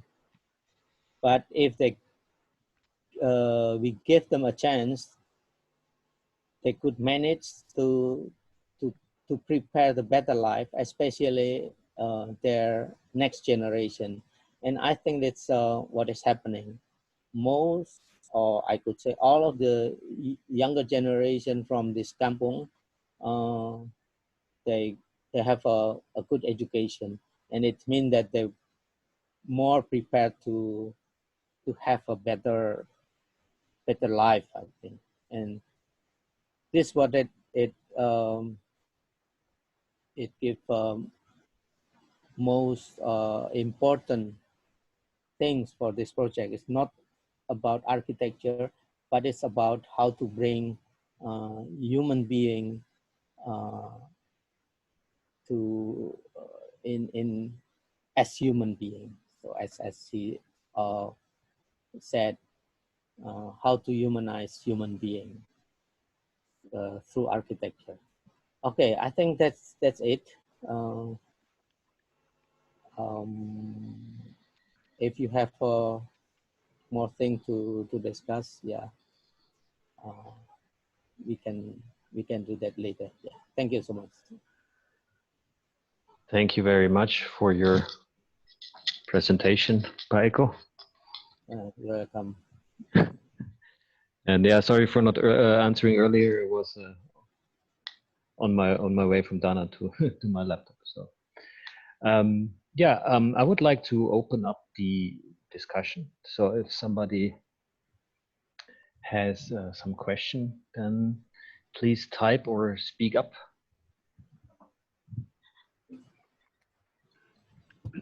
Well, I said I will be sitting in the shadow, but I feel tempted to thank you to all three of you very explicitly, because I think you made a very compelling case for being, you know, very attractive towards Indonesia. And I feel very inspired by the three presentations, because the first one showed us a truly great monument, and I think it's an injustice that, for example, I'm European, but I don't think, I'm sorry for the Greeks, but I don't think the Parthenon is superior to Borobudur. I don't think so. And yet, for Europeans, everything starts somehow with the Parthenon. But Borobudur is in no way inferior to the Parthenon. Then we go to the incredible roofs of vernacular Indonesian architecture, which are, I mean, you know, to conceive of the house as some kind of a, you know, reflection on earth of the cosmos. I mean, this is a vast subject, and I think we should address it at future meetings. And then we come at the last presentation, where we have the example of an enlightened human being who understood that through constructive gestures, since we talk about architecture, you can actually change for the better human lives, and you can humanize the humans.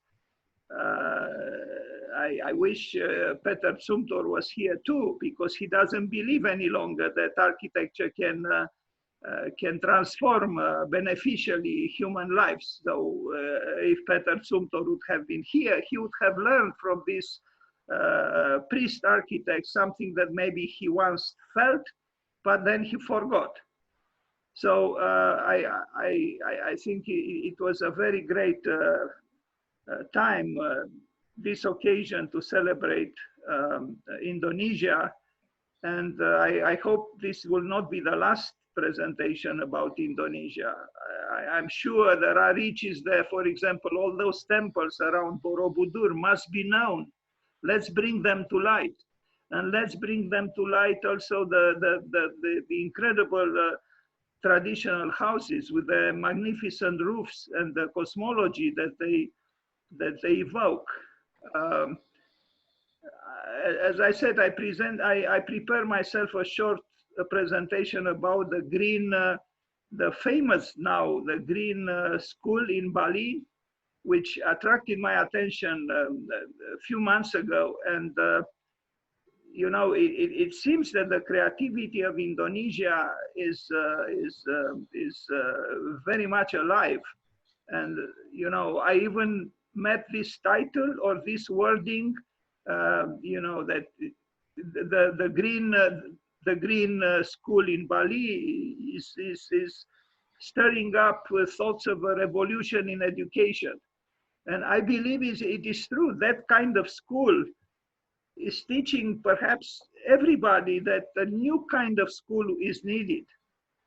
And you know, if you want, in 5 minutes, I can show you this building. It's not a long presentation. It maybe 5 minutes I need just to show you, you know, about 20, 30 pictures.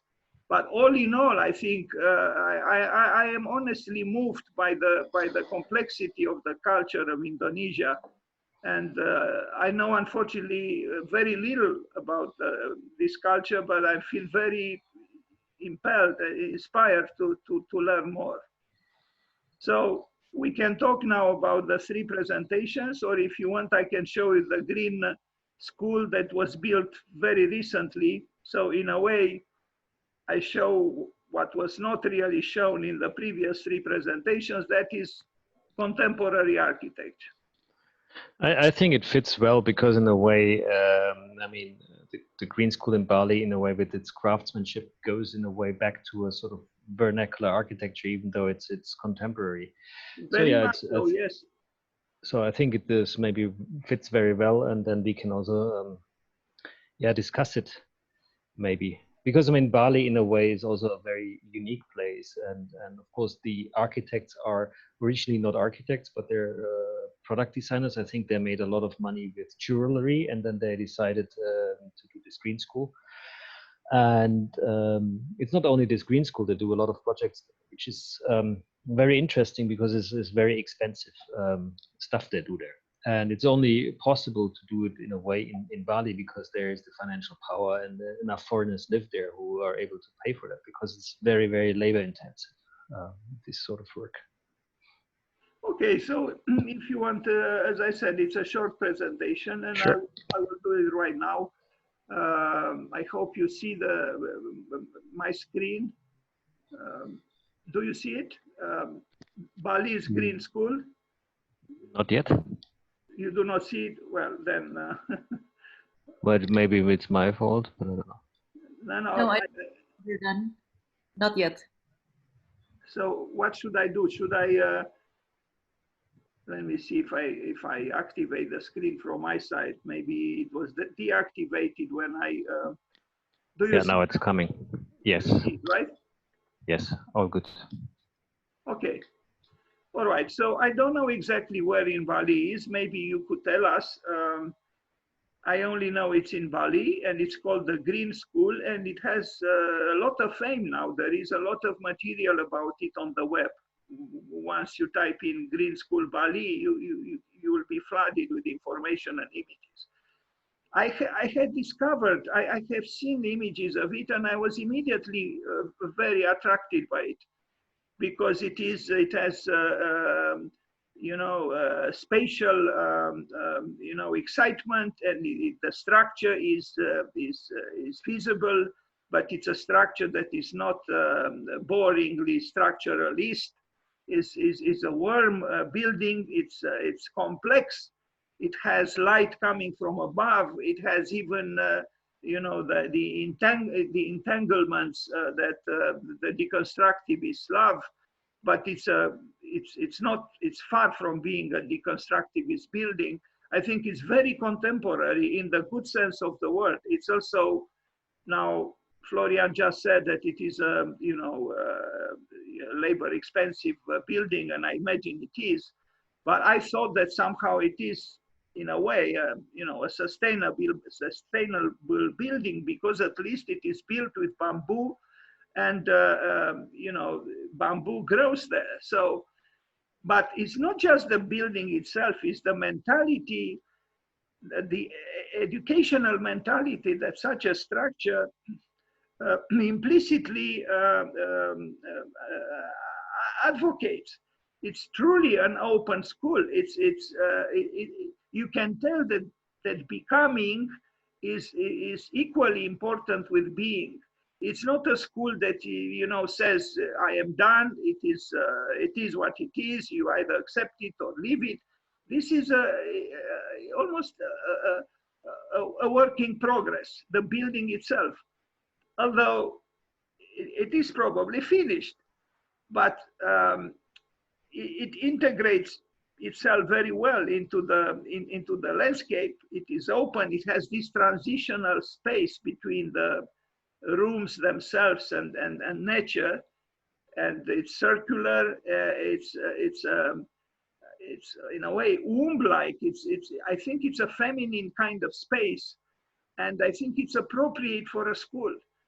And it's logical, but it's also surprising. It is not. It is logical, but not rationalistic.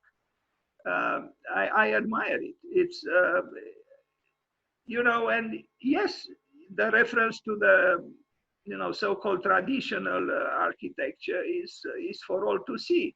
But on the other hand, it is a larger building with public functions and with public meanings. It's about education. But if I was a kid, I would have loved to study in such a school.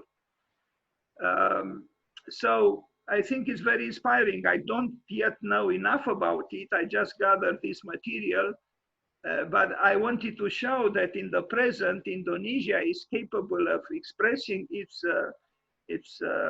intuitions and its culture and its spirit even very creatively in a way which is not dissonantly contemporary, but harmoniously contemporary. This is a bridge that leads to this. There are several. We'll see a picture from above. Well, the bridge itself is magnificent, I think. It's you know, maybe it's labor expensive, but like you know, the previous lecturer said, you know, better invest in the salaries for the workers than in the material. Maybe here the material is not so expensive, but the labor is expensive, and being expensive, meaning the humans who work earn a little more, which is not bad. Anyway, this is a view from the top, and there is, you know, I mean, maybe it's not, you know, strikingly, you know, novel, this architectural configuration, but I do think it shows a way towards an innovative, creative way of being, using local resources and local craftsmanship and local, you know, building traditions, and still belong to the present. I mean, you know, even this unit, you know, it's whimsical. It reminds me of that village in I showed a few days ago in the Netherlands, but built before the Second World War. So I think there is great potential in using local traditions and local, you know, understandings of, you know, about what dwelling means, and the local craftsmanship, and still be of the present. And there is this, you know, refreshing feeling that human beings can get along with each other. because there is a sense of community here. There is the openness towards nature. There are no blank white walls. Of course, the climate allows it. It's also could be very informal. You know, look at those large, curtains. It's fine. You know, Shigeru used a very large curtain too in Tokyo, but there is more contrived. Here it's not. Here it seems natural and common sense. And someone here enjoys looking through a book, which becomes increasingly a rare phenomenon these days, because at least in the university where I teach, students very rarely go to the library. But this is not a library. You know, it's part of the building, and at the same time you are part of nature, and what could be greater? So I found this wording, green school, the new way to learn. Yes, I think it's a new beginning here somehow, and it's a positive answer to the needs of the present. I remember Wolf Prix saying he asked himself, what is architecture, in a lecture somewhere in the States, and he answered himself. He said, yes. So he asked himself, what is architecture? And then he answered, yes. I see this big yes here. So bamboo architecture, Bali's Green School inspires a global renaissance. This is not my title, I found it somewhere on the web. Beautiful. So this school built with bamboo inspires a global renaissance, and the title stopped here. I didn't open the whole article, but you could read into it further. It inspires a global renaissance in education, or it inspires a global renaissance in human relationships, or in the art of building. Dan, can you go back one slide? Yes, this one? No, yeah, one here. So now, can you look at the kids? Yes. Tell me, how many Indonesians do you see? Well, with my eyeglasses, I cannot easily identify. Probably, I imagine you want to say that there aren't many, right? Yes, because a tuition fee costs $12,000 to go there for a kindergarten place. Yes, so, and well, this is, sorry to say, I mean, this is great architecture, and this is a great construction, but this is what I meant with expensive. Maybe it goes to the workers, and I really do hope it goes to the workers, but really the difference between commercial, to build an enclave in sort of a hippie setting for the rich parents to have biological growing up for their kids is hardly representing anything which Indonesia needs, and I find bamboo is a very interesting building material, and yes, it is a cheap building material, but unfortunately currently it's only used for something like this, where we create a rich people's heterotopia on Bali, rather than solving housing problems and other problems, sustainability issues in terms of construction for the rest of the population. And therefore I'm a little bit critical. I'm sorry that I have to say this now. Well, you are not critical towards me, you are the critical towards the policy in this area of Indonesia.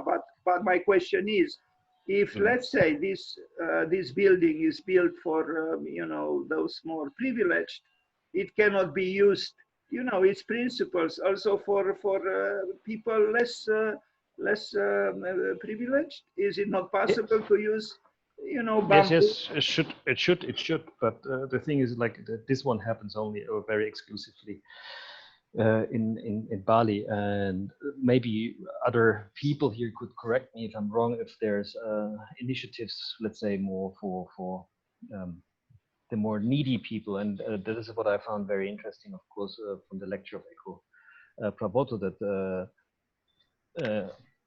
Romo Mangun, he went there and he lived there and he practiced what he preached. This is a very fantastic thing to do.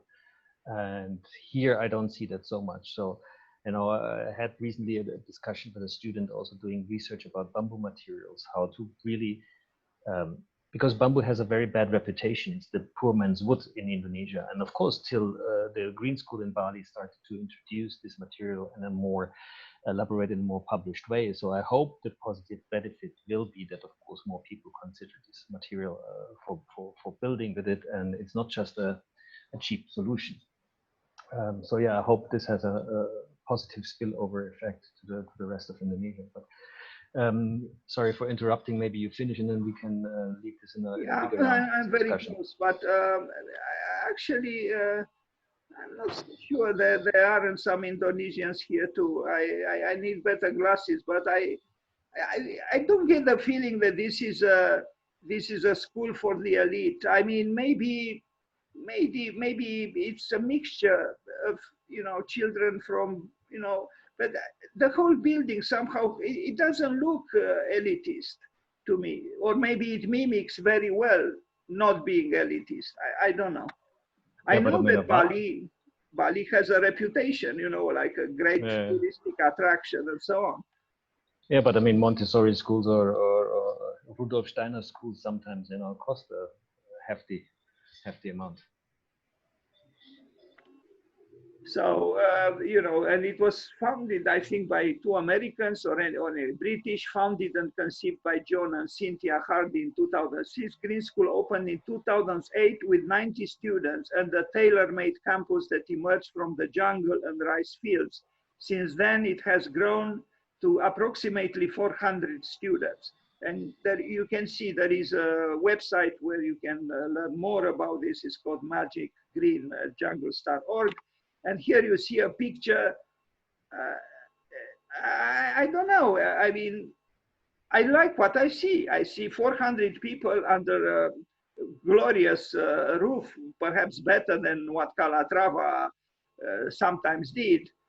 And yes, maybe many children here do not belong to the, to those less privileged. I don't know, but I do see some kind of hope in this kind of architecture. And if it is an elitist place, considering that it used the poor man's wood, somehow balances the situation, I think. Anyway, so it uses some renewable energy sources, including micro hydro power from a hydroelectric vortex and solar power. The campus is designed around the principles of an organic permaculture system, and the students cultivate an organic garden as part of their learning activities. I like this picture as well. I mean, it could very well be a temple of some sort. Then buildings are constructed primarily from renewable resources, including bamboo, local grass, and traditional mud walls. The campus is an example of the large-scale building potential of bamboo architecture. It offers a bio-bus service, 3 18-seater buses that run purely on biodiesel made from used cooking oil. And I will end now. So the Green School was awarded the 2012 Greenest School on Earth award by the Center for Green Schools at the United States Green Building Council. Listen to the Green School founder TED Talk. So apparently there is a TED Talk by the founder of this school. TED, and that's it. Okay, thank you very much.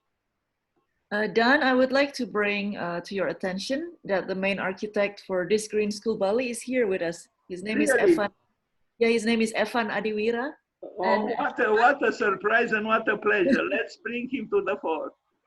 Would you like to say something, Evan? No, he has to say something. Yes, of course. Now he has to something now after I said it's so expensive. No, I don't really care about the expensive one, Hi, Pak Dan. I'm Evan from. I have my own studio now in Bali, so I've been working for them. Start from 2007 until 2012, I think. Yeah, so it's about 5 years helping them as one of the architects who developed the Green School.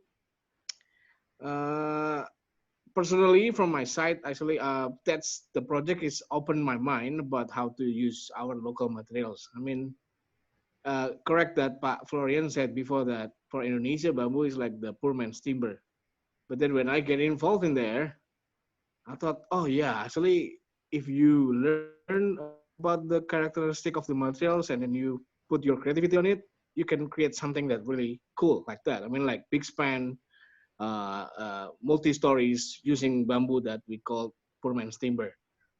So aside of the marketing gimmick that sustainable, it should be expensive and that's for elites, yes, because uh, the sustainable now has become the kind of like marketing gimmick here.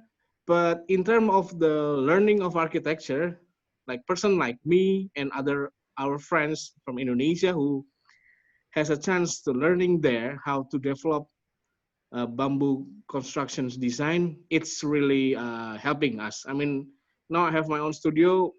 If I'm not working there, I don't think my studio will be happen until today. So in terms of how to push the boundaries of using the materials and learning how about the possibility of the materials to become new architecture, yes, I really learned a lot about that. But then again, if that's only for the expatriates students, yeah, there's some Indonesian also getting some scholarship, but really small amount. But then again, uh, that projects maybe not ideal in that kind of point of view. But then the impact. I mean, like after the project's done, there's grow up new architects like me, like other my friends who set up their own studios, also working with the bamboo and other natural materials.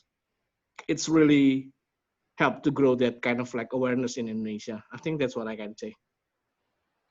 Thank you very much. It was a needed and very well put, clarification. So, even if this beginning had or has some problems, it helped you grow as an architect and, an increased awareness about the virtues of bamboo. And I think you did a great job. I mean, the building is sorry that I have to use this mundane word, but it is spectacular. And, congratulations to you and to your colleagues. What else can I Yeah, say? thank you for that. Yeah. Yeah, again, as an architecture study, that's really good. I mean, such a big opportunity for us who challenged by the owner to push the boundaries of using natural materials to become like more contemporary day like now. So do you think a trend might occur where this kind of architectonic strategy could benefit people less privileged? I think so. I mean, I think awareness now not only in Bali. I think Bali because of the commercial parts, but then like other parts in Indonesia start awareing about okay, why we're not using bamboo. I mean, as an example, and in Bali expensive because it's marketing. I think it is a market here. But then if we build in Sumatra or in others, it's for sure it will be much less expensive. And if they just have their bamboo in their courtyard or in their garden, it should be free because it should be close by their village or something. So I think the awareness How about how to use the bamboo in the creative way, yes, in Bali, but then actually you can grow it in everywhere in the cheapest way. I have another question. How do you see the capability of local craftsmen still doing, what I showed earlier within this vernacular architecture? I mean, the wood jointery, the bamboo jointery, all this sort of knowledge which you require in order to build a lasting building, which is not blown over by the wind. I mean, uh, the bamboo as being the poor man's timber reputation is also has to do probably with poor built quality. What you see outside in a kampung, that the only thing you have there is some form of roof over a kitchen where you buy your soup, but not much more. Because if I go into a kampung, let's say in Bandung, where I have all is brick and yeah, brick structures. So how do you see within your experience, do you think the need for building such architecture Indonesia-wide that we need to educate people again for being able to do craftsmen, or you still think that the craft is very much alive? I think for the younger generations, I mean, I found it a little bit difficult to find the younger labor who know how to doing like bamboo joints in a good way. But I think again, because maybe they feel not interesting about using bamboo, but then that's why we come up with this kind of design to help teaching them like, hey, we have this kind of cool bamboo design. What you want to learn about the bamboo details, then you can make something like this, and then you can sell it, and then you can get kind of fortune, something like that. So that's, I think, the way. But then if you ask me, the younger generations is a bit difficult. Just know how to just nail it. Sometimes you don't know how to know the details. But then if you go to a little bit elders, yeah, we found some I mean, elders. Yeah. look, the question has a very specific background. So, for instance, I have I don't know these people personally, but they're from Jakarta, and their brand is called Sukacita. And I know the them. problem, and the problem comes down not only to education in terms of the craft, but sort of business education. So they're making fairly produced clothing, and they go, of course, into the villages and talk with the women doing the batik there. And in a way, batik is dying out in Indonesia because they don't make enough money with it. So it is. So they need to be taught and educated in a way how to make even though it's a very small scale business, they have how to be able to run their business sustainably in terms of materials they buy, raw materials they buy, and what they charge. So even teaching them some basic bookkeeping, because a lot of these young people, and that's the point where I want to get at, don't want to pick up the old trade and the old craft because they think they cannot make money with it, they cannot survive it, and therefore they see it as something negative. Probably a similar thing is why people are not interested anymore to be a bamboo carpenter, let's say, because they're afraid that they cannot make a decent living from it. And I think this is something we as architects maybe can help to change. Yes, exactly. So that's why I think Sukacita make a kind of like cool design in the batik, right? So that's why then people okay, because and it showed that it sells. I mean, the good design of batik, it sells. So it encouraging like the younger, okay, you can do batik like us, then you can sell, you can make a living in it. So it's also the same way in the bamboo. When we show them like, okay, this kind of cool buildings, it costs like this, you can sell this cost this much. So so enhance your skill, then you can make this, and then you maybe get some more income, something like that. That's what I always say to the younger laborers when we found in the projects in Indonesia. There was a. Oh, please, Florian, continue. I'll ask afterwards. No, there was a question from the audience from Vatsal Shah. Yeah. I would like to ask. Yeah. Yeah. Can I ask the question? Sure. Go ahead. Yeah, I'd like to ask F. I don't know his name. Sorry. How he visualized the design? Did he make sketches or did he make a model? Because it's quite an intricate design. And how did you visualize it? We did both. I mean, start from sketch and then making models. In my studio, we start using the software too, but actually the labor mostly they see it in the models. So they work based on the models. So we need to make really accurate models, at least 1 to 50 scales, sometimes 1 to 20 scales. Yeah, wow. Something like that. Did you improvise at all on the site, or everything was, planned rigorously? Oh yeah, for sure. This will be because it's bamboo. Then every single one is different, different curve, different size, diameters. For sure, there will be a lot of improvisation on site. But at least we have the concept of the design structures in the model. So there was a certain level of spontaneity on the site. Yes, exactly. That's how we use the natural material, right? Yes. Yeah. But I like that very much because there's nothing worse than drawing all the details and then in the end they anyway do whatever they want. So rather not draw the details and then talk with the craftsmen on site. Yeah, exactly. Actually, while we are in the conversation of bamboo and how to work it out with models and drawings, I wonder if we could go back to Romo Mangun and ask Pak Eko whether, I mean, number one, does Romo Mangun use bamboo in his work? If yes, why? If not, why? And second, how does Romo Mangun work? I mean, he's alone, he's a priest, he's the architect, but does he draw? Does he make models? How does he communicate his drawings until it's done? It must be interesting, but to share this. Thank you. Yeah, well, of course, yes. Romomangun used sometimes use bamboo, but only few, I think, really bamboo building like the one in Maumere in Flores, I think, use bamboo as the main materials. But the other part, use it for concrete molding and also for like finishing materials for the ceiling or the wall, something like that.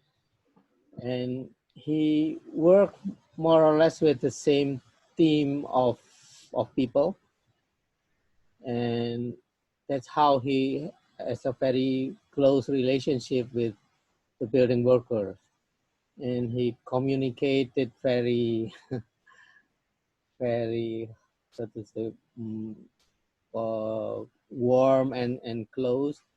And yes, he make a basic drawing like plan and a lot of sections superimposed like this, and he did it by himself. And after that, yeah, he just directed on site. And sometimes new ideas is coming up, and that's the interesting things, I think, on what is happening on site. Yeah. And he's very, very creative. And sometimes it's not like what is meant to be in the beginning, but then it looks okay. So he improvised a lot also. This is very what I like in his design. It must be a very interesting process to imagine how Romo Mangun worked out everything. I mean, I see here a question from Pak Tamrin that he wrote earlier, that could you tell the audience who's not familiar with Romo Mangun, his architectural background and training? I mean, he's also an activist, right? He also writes a lot of books. Yes. Yeah, in the beginning, he of course, as a priest, he studied theology and philosophy, and he was asked to become an architect, and he studied in ITB, I think, for 1 year or 2 years, I forgot, before he went to Aachen, Germany, to do his diploma engineer in Aachen University.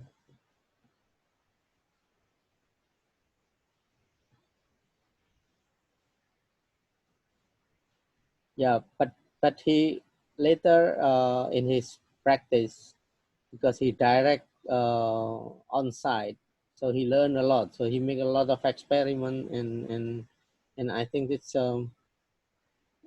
what is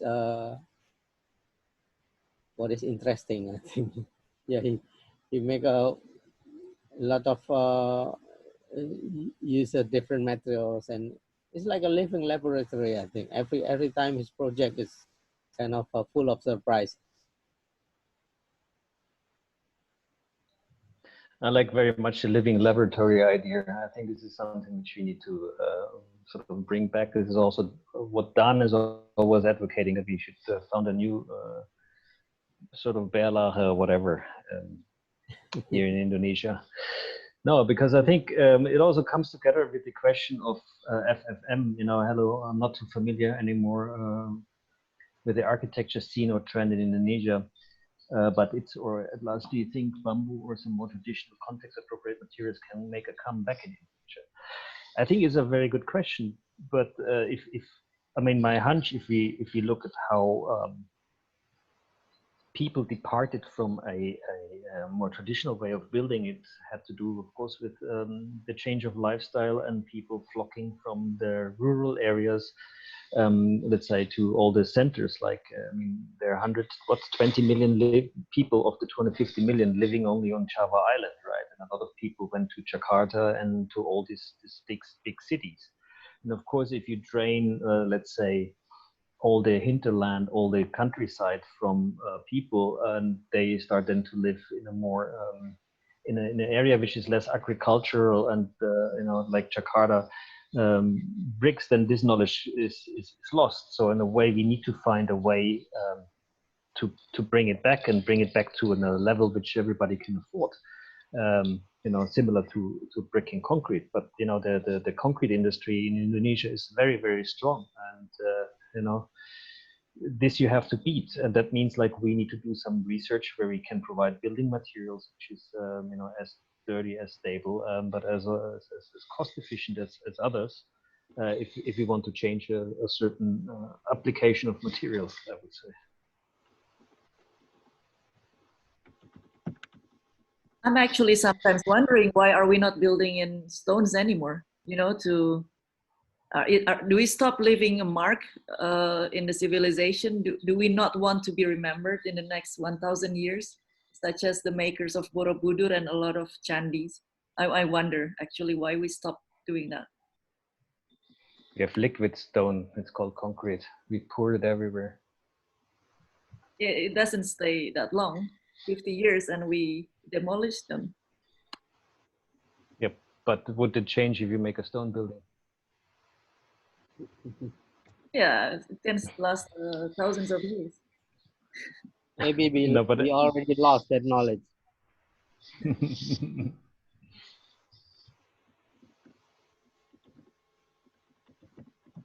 Danny, please speak up. You're typing. What is in your heart?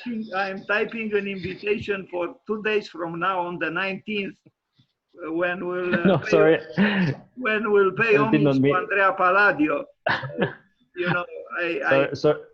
To profit from the fact that there are 60 people here or so, which is a large number for my standards. So I'm just typing in. Florian interrupted me in my efforts to type. But no, I meant Danny, not you. You're Dan. Sorry, I don't know who Danny is. Danny is yeah, Danny, speak up. You tapped something. Come on.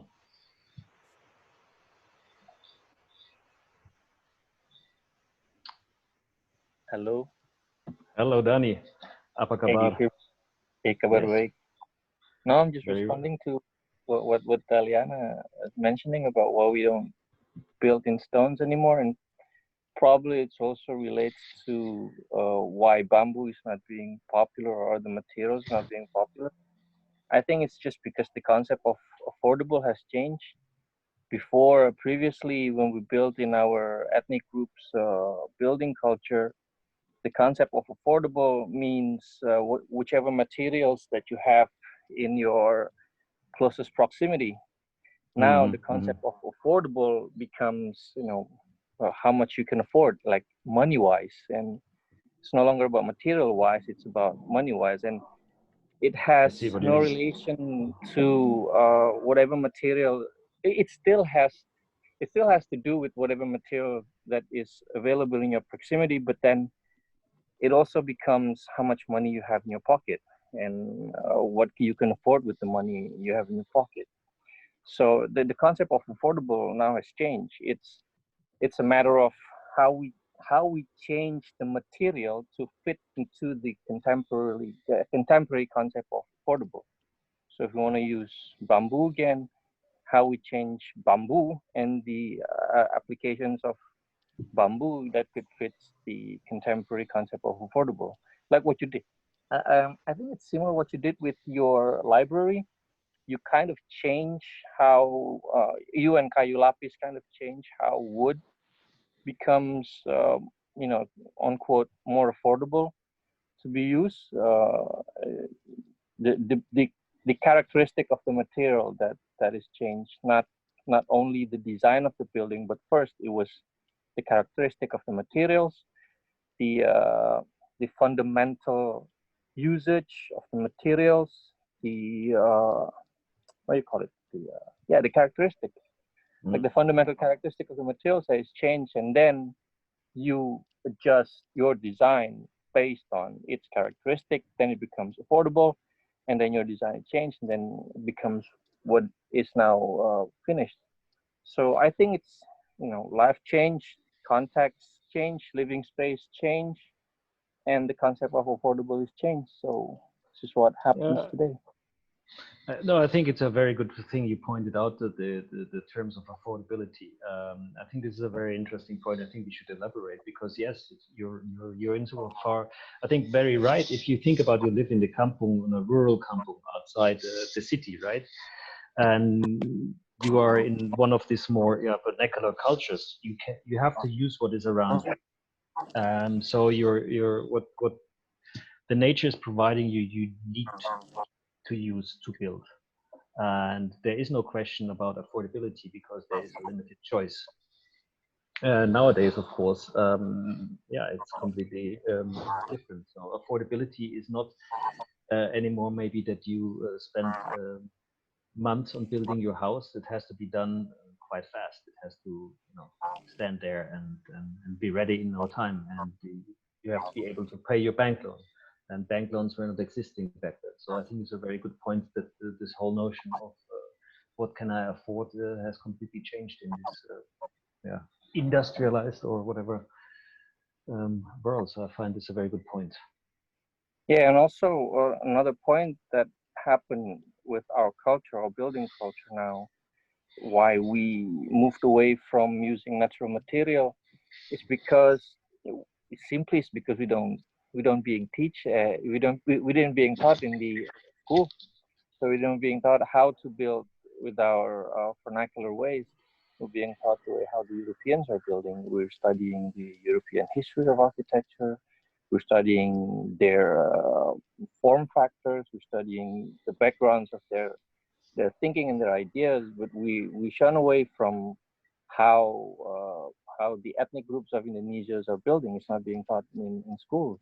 Even the history of Indonesian architecture aren't being clearly placed so it's bigger than just a material. It's a systematic problem. I think it's not just bamboo. It's not being used anymore. It's way more deeper than that. I think the issue. I find it okay. So you need a sort of a critical regionalism, specifically for Indonesia, taught in university. Yeah. We have to, and we need to create a narrative of architectural history for Indonesia that is specific for Indonesia, because it's a very specific region with a specific life and a very specific history, and also numerous changes in the way the people built, and numerous changes in the way the architecture has changed in the past several millennia.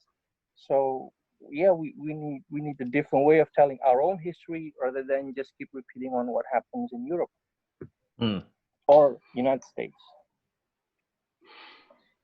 Okay, I find it very interesting statement. So is somebody else want to react to that? Say something. Well, I would like to say that Europe and the United States would benefit them to learn from cultures that are less known. Unfortunately, I do think this school that I showed, the Green School, is showing us a way of doing an architecture that is not at all banal in the context of the specificities of a certain culture that is neither American nor European. I think Eurocentrism has to be decentered and destabilized.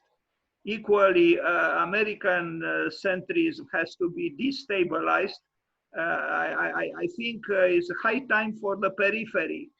I think, you know, Giordano Bruno, I think, said that the world is a sphere, whose center is everywhere and whose periphery is nowhere.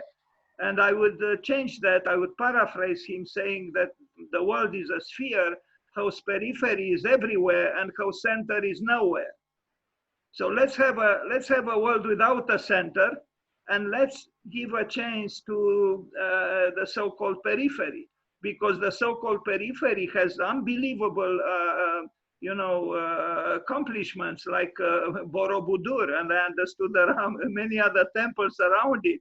You know, why are we keep talking about, you know, the Parthenon and, you know, a few other gloriously Eurocentric structures, and we ignore riches that are, I mean, India is immensely rich also you know, there are unbelievable Hindu temples and Buddhist temples. And so I said what I had to say. It's a different time. I think we are supposed to look the other way and learn even from African villages. There are incredible African villages in the Dogon culture, in Mali. But Dan, you know, the funny or the almost ironical thing, what you're hinting at here also, I mean, relationship with India. The reason why, you know, India and Indonesia and all these countries are the periphery is because, you know, this is also this 75 years end of colonialization is also today, you know, this is, should be maybe also the end of this Eurocentrism, because, you know, the power was in Europe or in the United States, and that also dictates what is center and what is periphery. And today is also one of these days to celebrate the hopefully forever absence of something like that, you know. I would like to offer something different perspective on seeing at that. I think it's not because they're dominating, or it's because they're shaping. It's just because we don't speak enough. We don't speak up enough. In the past few decades, we don't speak proper English, and that is one of the problems. And also not just because we don't speak proper English, it's also because we're under a military regime. So we cannot think critically. So it's just a matter of we don't speak enough and we don't think critically enough about ourselves and about shaping our own narrative, creating our own culture, thinking with our own way. It's as if that the modern education of architecture that Indonesia has adopted in the past, I don't know, 4 decades, 5 decades, has made us, you know, don't have the courage to be authentic to ourselves. We lost the courage to be ourselves because of the education system that we had. So I think it's just because, you know, we don't speak enough, and now we have more younger people who are able to speak and think much more critically, and we just need to understand ourselves. And you know, if we understand ourselves, we could tell other people better about ourselves. If we don't understand ourselves, then who able to understand ourselves? So it's just because we don't understand ourselves. That's why. And the Europeans and Americans are much better understanding about themselves, and they're telling people that it's not their mistake. I don't think so. I don't think so. We don't understand anything about ourselves. You can always go to libraries, and then people who understand the culture would totally be able true, to Florian. Totally true. Yeah, I mean, Americans go on a weekly basis to a therapist. You know, what do they understand about themselves? Nothing, because if they would, they wouldn't need their therapist. You know, they wouldn't need to send their kids to green schools if they would be so holistic and centered in themselves. You know. Yeah, I think we just need to put more variety of understandings and more variety of narrative about. I think everybody should do that. Every culture should do that, not just about us. Yeah, we should do that more. And I think if we do that more, we could have better discourse, global discourse. Mm-hmm.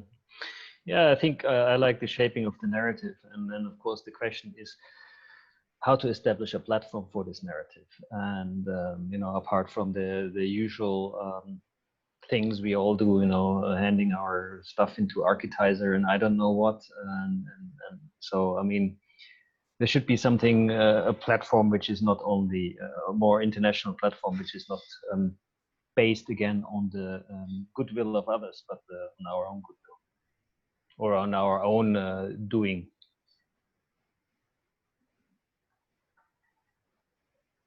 So, Daliana, when are we going to have a presentation about the temples around Borobudur? No, I'm very serious. And when are you going to publish a book about them?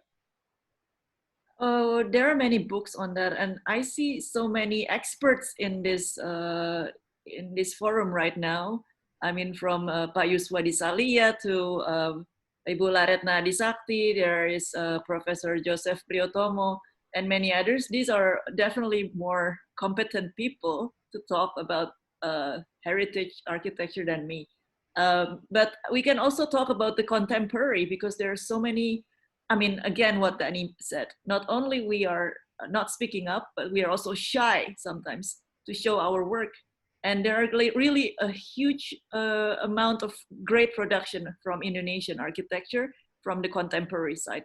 I mean, you haven't seen work from Pak Eko Agus Prawoto himself, and Tamrin here, he will share with us. I think Pak Tamrin will, I think he's half sleeping right now because it's really late. But Pak Tamrin will pick a date and present to us all his work. I mean, Dani also did amazing work. Pak Budi Pradono is here. There's Adi Purnomo, Mamo. There's so many interesting architects I didn't mention who are also here today. They have great, amazing work. So it's just a matter of when to do this, when to unleash this positive energy and show the world what Indonesia has. I also would like to ask, because unfortunately I do not know, what is the relationship between the language of Indonesia and Sanskrit? Is there a relationship, a direct relationship? Some words, like Dana's name, Daliana Suryavinata. Suryavinata is a Sanskrit name, which her dad picked because in the 60s, all the Chinese Indonesians were forbidden to speak Chinese. All the Chinese language schools were closed. There was this great surge of nationalism, and her father had to change her Chinese name into the Sanskrit, or pick the Sanskrit name, for instance. And of course, this is recent history. Let's say a little bit of a sad history of suppression, but for instance, in Bali, yeah, you have a very big Hinduist influence there, because there's still Hinduist temples and people's beliefs is Hinduism there. So it's all over. It's a big mix of a lot of different languages in a way. We have some of the words are Dutch words, some of the words are Arab words, for instance, mungkin, or I don't know. Akhir, and there are so many different words, but of course there's a very big Malay language root.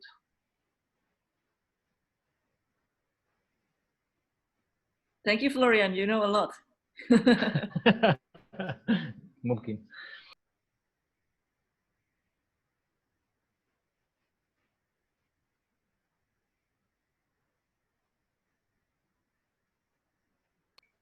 So now it's an awkward silence, which is not good. Let's see if we have some other questions. Yes. Indonesian Malay itself is an Austronesian language. Yes. Related to the Filipino language. Exactly true. Yes, there's like a lot of seafaring people probably coming from Taiwan originally, at least this is what the history book says, and they settled all on these islands and, you know, separated and blended and merged together and invited each other, and that's how they all shaped the local language. I mean, for instance, the Indonesian language and the Malay language, what they speak in, I mean, they are both Malay languages, but what the Malaysians talk is pretty close to each other. I mean, there's a very big overlap of vocabulary, even though they don't understand what they're saying. But maybe Vishal can say something about that one, if he's still here. Do you see a relationship between language and architecture? in the context of Indonesia?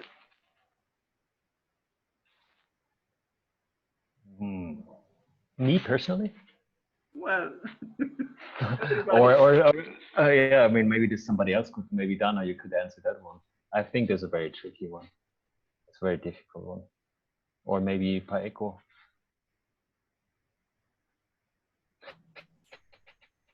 There is okay, yes, I would say yes, absolutely 100%.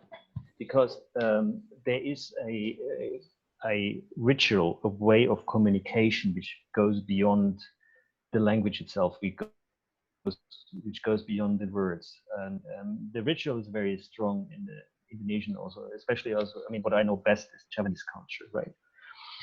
And the ritual, the way how different social structures talk with each other, how they behave towards each other, how they use different words of saying good morning and so on. And these rituals, to make them happen, need places. And these places, they're designed and they evolve or emerge over centuries of this culture. So yes, I think in a way, the society, the culture, and the language influences architecture or vice versa. It's not disconnectable.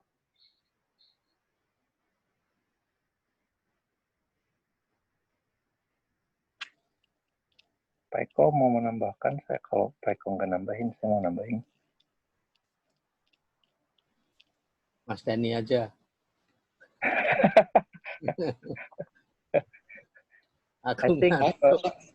Saya mau menambah, tapi saya orang Indonesia, sehingga nggak bisa bahasa Inggris saya.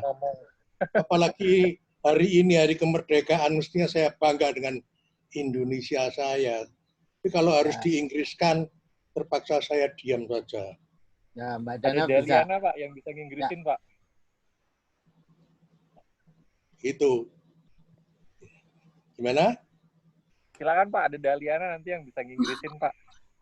Tapi pelan-pelan ya, Pak, ya. Satu kalimat, jangan paragraf, supaya bisa dibantu terjemahkan.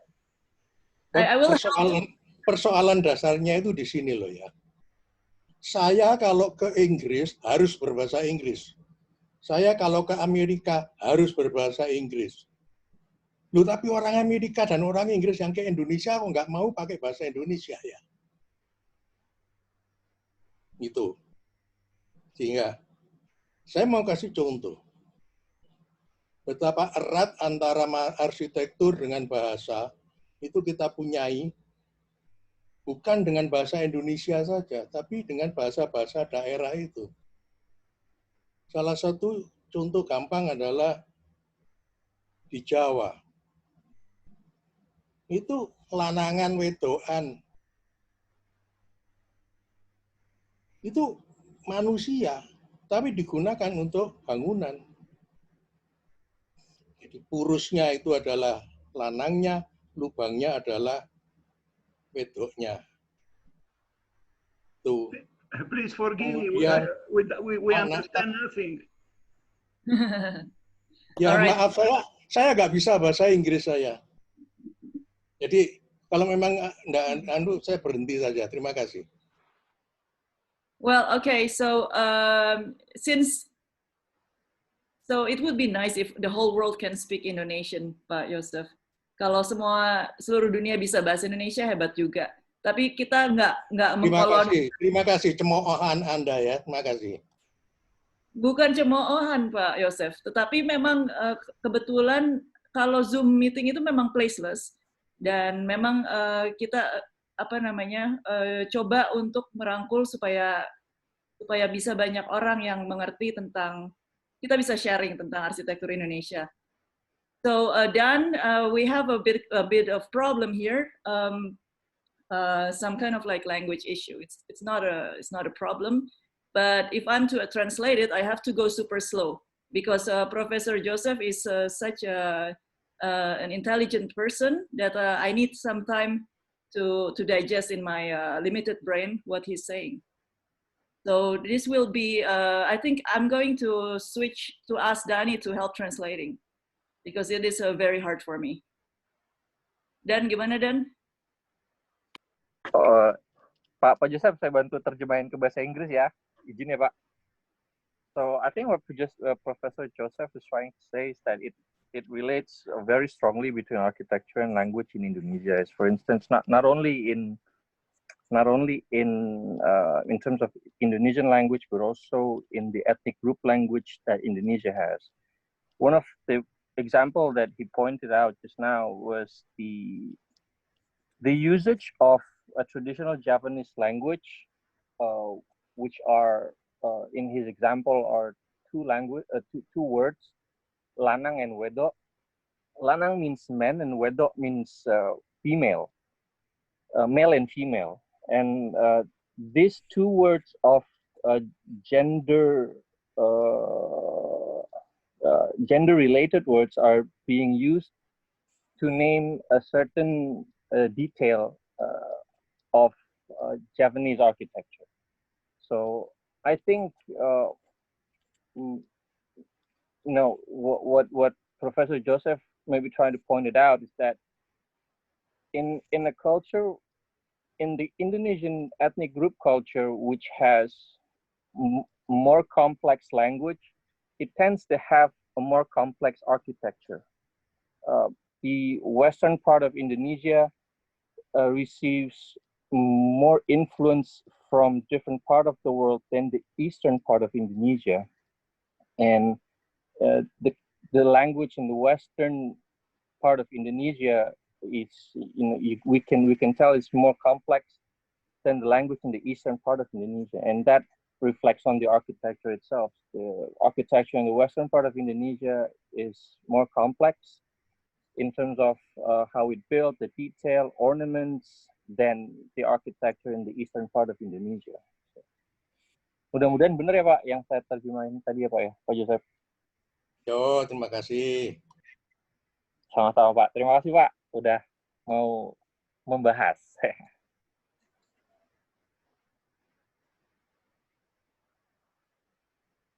Ya gitu Dana, kira-kira udah.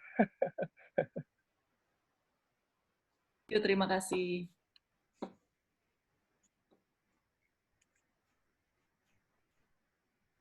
Thank you. It was a good intervention.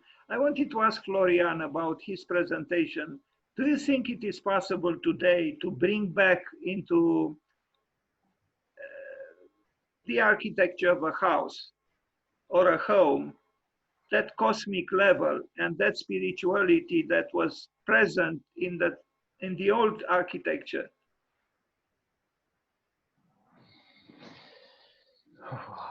This is a very difficult question, Dan, because I mean,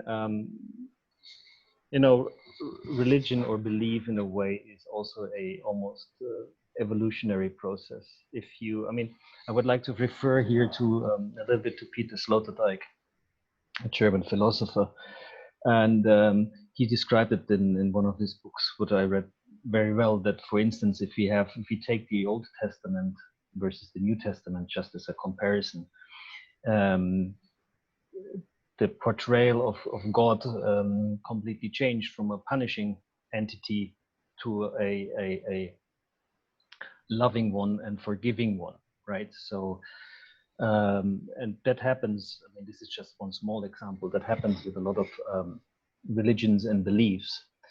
So I would say for the people at that time in that area and that location, with their belief system, with their culture, with their society, it was appropriate.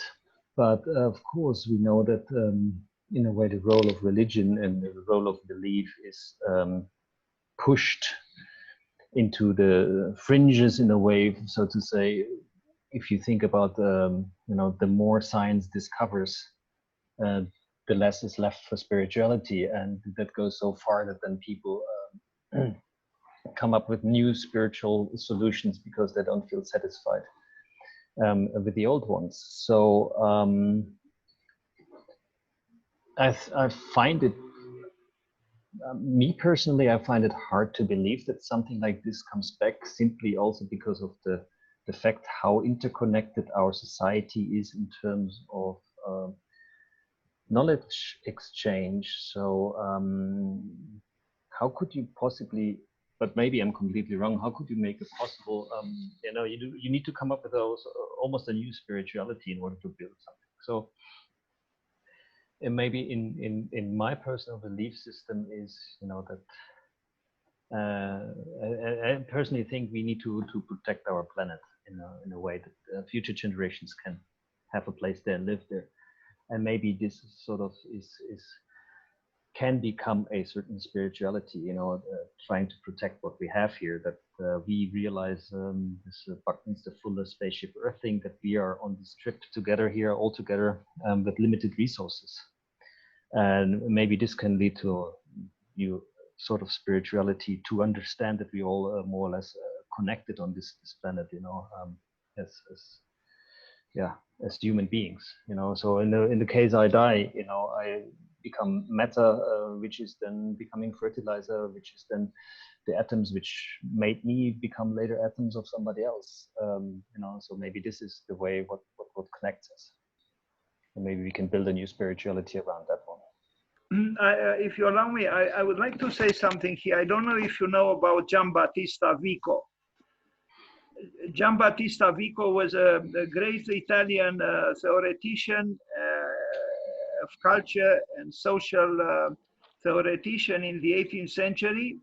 And he had a very interesting theory that some major artists and writers of the 20th century sympathized with, like James Joyce or the sculptor Brancusi. But many people found Giambattista Vico's theory interesting. And in a few words, I will try to explain what he thought. He thought that the human history is like on a spiral, and that there are cycles that repeat themselves. He said there were four human ages or eves. The age of the gods, the first one, the age of the gods, then the age of the heroes, then the age of the humans, and the fourth one, the age of chaos. And he said, once we arrive at the age of chaos, the cycle starts again on the spiral of time with the age of the gods. Again, not in an identical position because it's a spiral, but still connected with what preceded it. So personally, I think today we live at a time somewhere between the age of man and the age of chaos, if not altogether in the age of chaos. And many people today talk about post-Anthropocene, meaning post-man. And in Vico's theory, at least, you know, post-man is some kind of a return again to spirit, to the gods. Maybe not the same gods. Maybe Florian was right. Maybe some new kind of spirituality. And, you know, maybe it is too easy or too delusional to think that spirit will save us.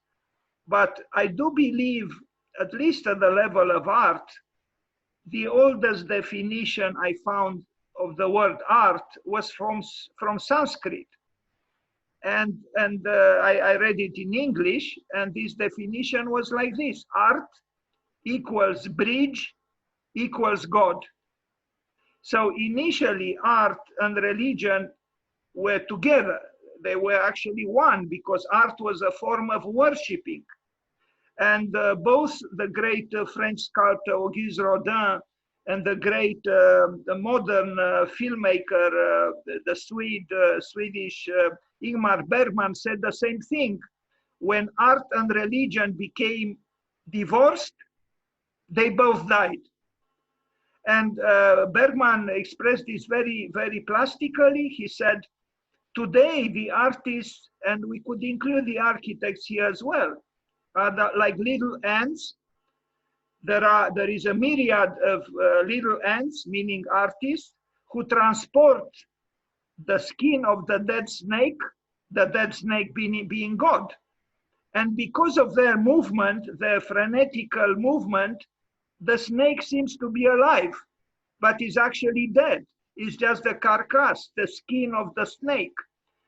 And So who knows? We are in some kind of a transitional period now, and there are all these crises: the climate change, now the pandemic.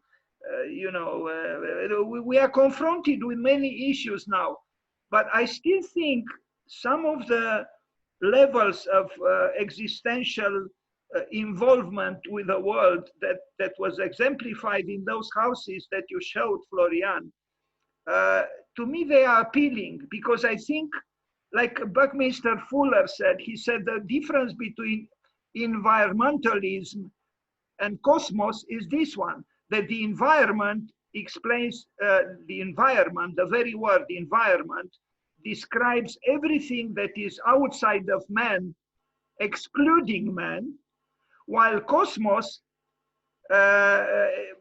represents or defines everything outside of ourselves plus ourselves.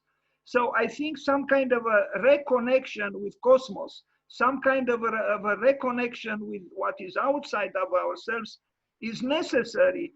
And those traditions in Indonesia, but not just in Indonesia, they knew something we forgot. They knew that the human being is on some kind of axis mundi, is connected vertically and horizontally with the world. And once we arrive here, we cannot neglect a certain wisdom that is at least in part of a spiritual nature. And I do believe that wisdom is born in the East or Southeast, because the sun comes up from there. It doesn't come up from the West. It sets on the West, to the West. So I expect that somewhere from the East, maybe India, maybe Indonesia, maybe China, maybe Japan, wisdom has to come up just like the sun in the East, not in the West. So I'm waiting for that wisdom to come to us back. But Vico's theory, I think, is interesting, because he might not, again, the artists sometimes have great intuition. Sometimes they are totally wrong. But the fact that a writer like James Joyce or the sculptor Brancusi felt an affinity with the theory of Vico seems to say that, first of all, we are connected on this spiral of time. And then the idea that, after the age dominated by men, as we are living now, maybe a new era will come when we re-spiritualize our world in a certain way. We do not know how. I agree. I think it's a very interesting thought, because this cyclic pattern of ascendance and decline of cultures we can see in our histories, right? Oswald Spengler. Didn't Spengler write about this? The rise and decline, the German Oswald Spengler.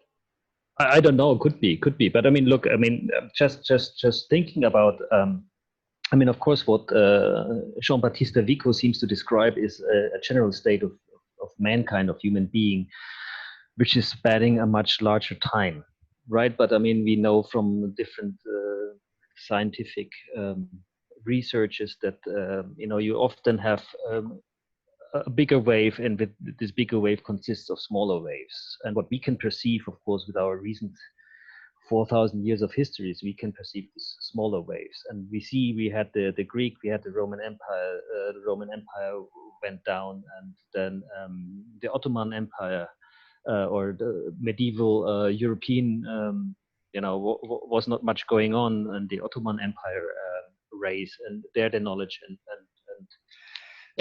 they built big libraries and stuff like this, while people in Europe were still crawling in the mud. And then Renaissance came, and there were empires in high cultures in China. So you see that on different times and different places on this planet, all these high cultures emerge, and eventually they collapse again. And so maybe in these endless cycles of ascendance and decline, maybe there's even a bigger ascendance and decline on a much longer term, what Jean-Baptiste Vico describes. Well, I see here that Patrick Tantra raised his hand. Patrick, do you want to say something?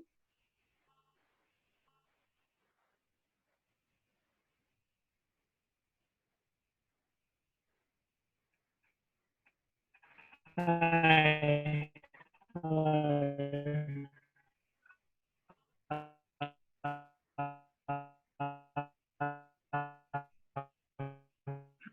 The sound is not good. Patrick, you seem to be chopped off. Do you hear as well?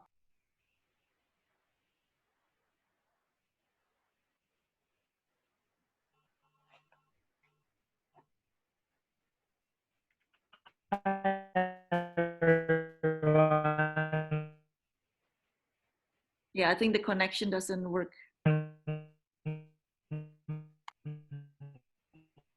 You sound like a robot. I think maybe you type.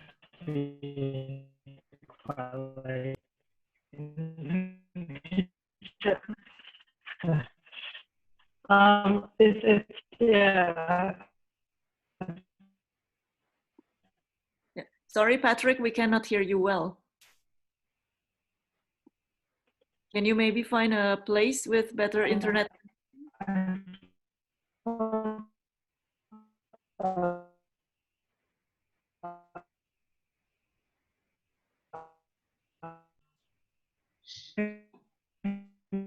Ask because it's a very good word. I almost said beautiful. It's a beautiful word. How do you bring back rites and ritual even to construction, to architecture today?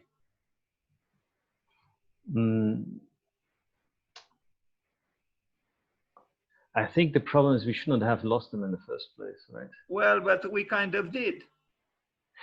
Yeah, but for instance, like also, I mean, now I'm going to my cultural background. You know, I'm coming from Germany, the southern part. I'm coming from Bavaria, and if you build a house there, you still celebrate the highest point, you know, of the roof with a little tree and some schnapps, some food, and yeah, I mean, here a lot of these rites are still happening. I would say even much more, probably, and much more than I'm aware of in Indonesia than they happen in Asia, maybe, as they happen in Europe. You know, you buy a new car, and some people bring this car to the local priest in order to how to say, cleanse the car spiritually, and I don't know what, that it brings good luck and, you know, doesn't kill you or whatever. So I think it is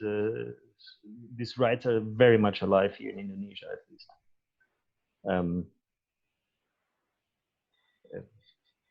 Yeah, but maybe an Indonesian should talk about it and not me. What about superstitions? What about this subject, architecture and superstitions? Oh, that's an interesting one. Yes, people are superstitious. So some people think that our former office, we just switched office, was haunted. So people are really very sensitive to haunted buildings, haunted houses. Partly it's partly for attraction, partly as a boogeyman story. But there's a great mythology, and again, somebody else can explain it much better, where these ghost-like creatures run around, and there are attractions. They're based on traditional ghosts and mythologies, but they're now also used as attractions. People dress up and in public spaces and run around with these creatures and ask people for money. And you have that with to keep that relationships with everything. And if we break that relationship, then we must do something. And for us, it's very real.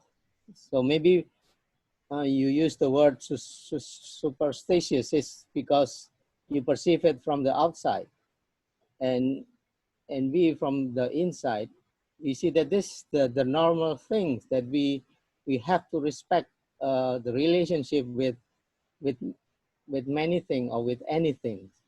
That's and we still doing it for maintaining the harmony with everything. And we do it also in the field of architecture, but it's also in our in more thing in our daily life, I think. Yeah, that's what I could say. Thank you very much. You said, I think, something very, very important, because I think modernity, especially in the West, impoverished life a lot. And yes, there is maybe material abundance for many people, but many lives are actually empty. And this is why Florian correctly mentioned, the many people going to, the psychoanalyst. I know myself because I lived in New York City for many years, and I've seen a map with psychotherapy centers in Manhattan, and it was like mushrooms after the rain in the forest. I mean, thousands and thousands and thousands of therapy centers. And I asked myself, why the need for so many therapy centers if people are well, but people are not well? And that's why the need for these centers. So my perception is, and forgive me, I know almost nothing, unfortunately, about Indonesia, but my feeling is that you are still in your country, myth and mythology are still very much part of life. They are not abstractions. They are not something outside of lives. And I don't know. I feel you're actually very rich because you are connected with many levels of reality or existence.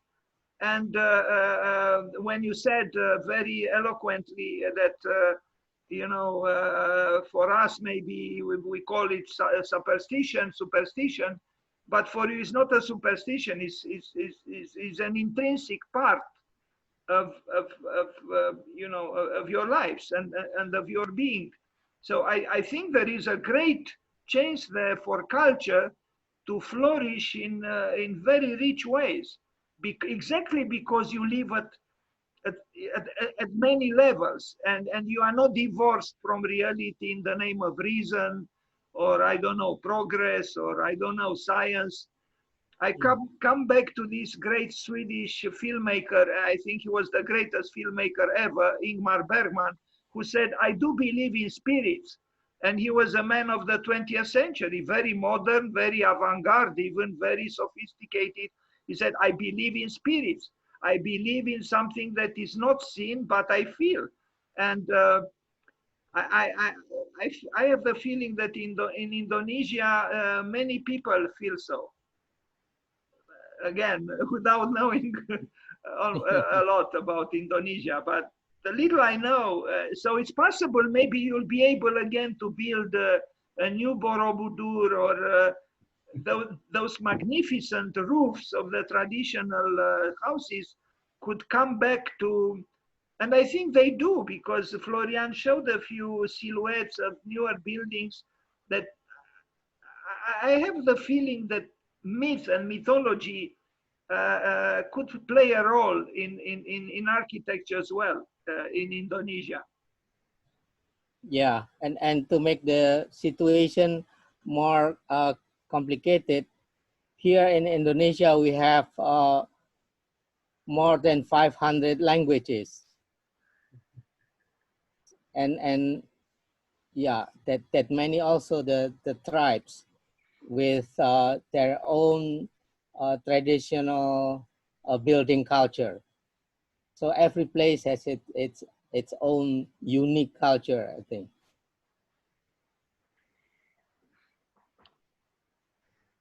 maybe I can add something. Please go ahead.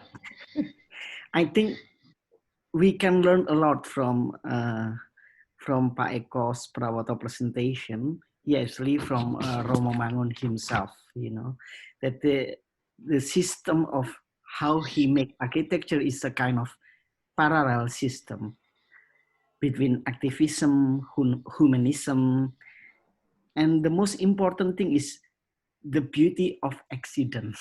This is also Eko's Prawotos always do, is a kind of the beauty of kecelakaan on site that always revise, every time review and eco-critic to create architecture. But we are in the modern society, in the modern time, it's very difficult to do the same.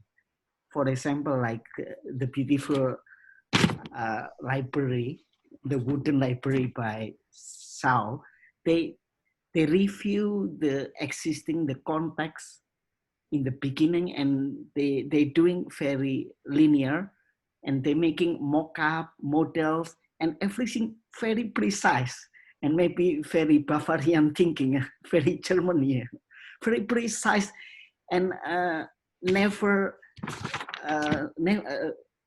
to reduce all the mistakes, you know.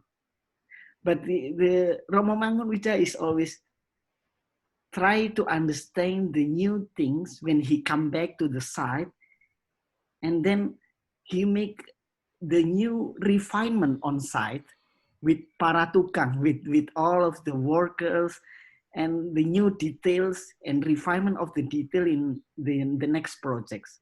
I think this is similar with Eko's Prawotos works. And then what we learn also is about the relationship with what he believed, with God, for example. What Pak Yosef said about how important the language is, I think it is. When we learn from the traditional people, the old people, everything has the connection. When we start the building, like in Bali or everywhere, we have to pray with the God, we have to pray with the trees, you know. But they really accepted the change. But we are in the modern society, the capitalism cannot accept the change, you know. We cannot do like the beauty of accident, the beauty of kecelakaan, like Pak Eko always use, because it related with the cost, related with the time, related with the workmanship, craftsmanship, you know, and the way that all the new contemporary architecture reduce into perfections. I think we have to learn about imperfection. This is what we can learn. Yeah, that's only comments. I think you're raising a very valid point here, Budi, and I never looked at it from that perspective. So yeah, thank you very much. Because I mean, yes, what you're saying is indeed true. I mean, at a certain moment, you know, the master builder used to be the architect, or the master builder was living on the site amongst his fellow apprentices, right? Until at a certain moment, the discipline split up from a builder to only a builder, and then the architect. And as soon as the architect became sort of almost an outsider, and to come back to the cosmology became not part of the built environment anymore, then of course the whole idea of the perfection is a completely different one, because you come as an architect from the outside with your plans and your details, and you want to have it solved perfectly. But the difference, of course, is then if somebody like Romo Mangun goes on site, lives on the site, and works with the people, he becomes again builder himself. And this is probably the main difference, that the human level, that you do not only insist on that your detail is worked out and executed very well, but you are sitting there with a craftsman and you start to understand also their struggles and yeah, the process itself. And if you perceive it as procedural, then yes, I agree. Then the coincidental, the happy accident, as Bob Ross, the TV painter, always did with his little trees, you know, becomes a valid part of the architecture itself. It builds up the history. So yeah, I think you raised a very, very good point there. So maybe it is time to go back to Brunelleschi. I mean, speaking from an European point of view, because as you know, Brunelleschi was the last carpenter and Alberti was the first architect. Alberti was the intellectual who went to his drafting board far away from the building site, while Brunelleschi was living on the site with his fellow workers. He was a master builder more than an architect, although he deserved the word architect himself. So maybe it is high time to return to the building site, to live there, to be close to the people, to the builders, to sleep under the roof of the building you are building, and to improvise, even to bring spontaneity, because I think that spontaneity is taken away today most of the time when you work far away from the building site and you prepare the working drawings perfectly. I totally agree with Budi Pradano, that there is great potential in imperfection, because imperfection is the imperfection of life. And maybe nothing is as perfect as imperfection in life, that we need that imperfection. Otherwise, we create a sterile environment, you know, frigidly perfect, but dead.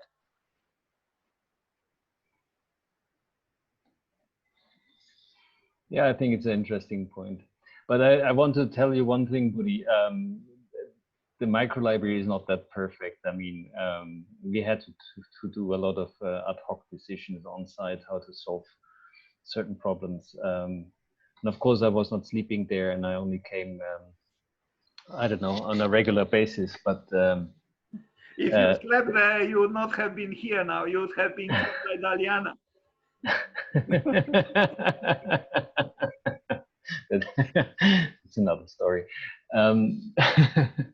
No, so I mean, there are some solutions in these buildings which were not perceived, you know, which we could not solve. We had to solve ad hoc, and we have to find a solution for it on site. And we did together with the building team. So it's not that entirely pre-perceived thing which then was drawn up in plans and 100% executed in the factory and then came pre-assembled into the site. So no, there were some difficulties too about it. And so luckily, let's say, maybe, you know.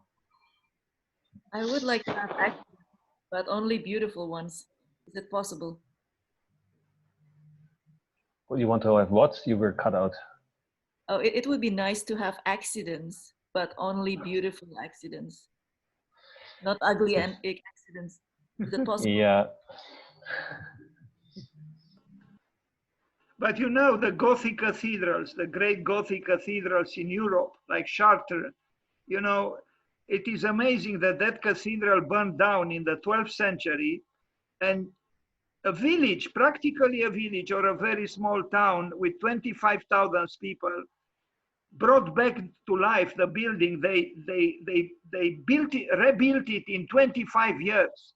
New York City cannot finish St. John the Divine Cathedral, although, you know, until very recently at least, was the most powerful city in the world with a lot of money and a lot of people and a lot of technology, but they couldn't complete what essentially is a pastiche.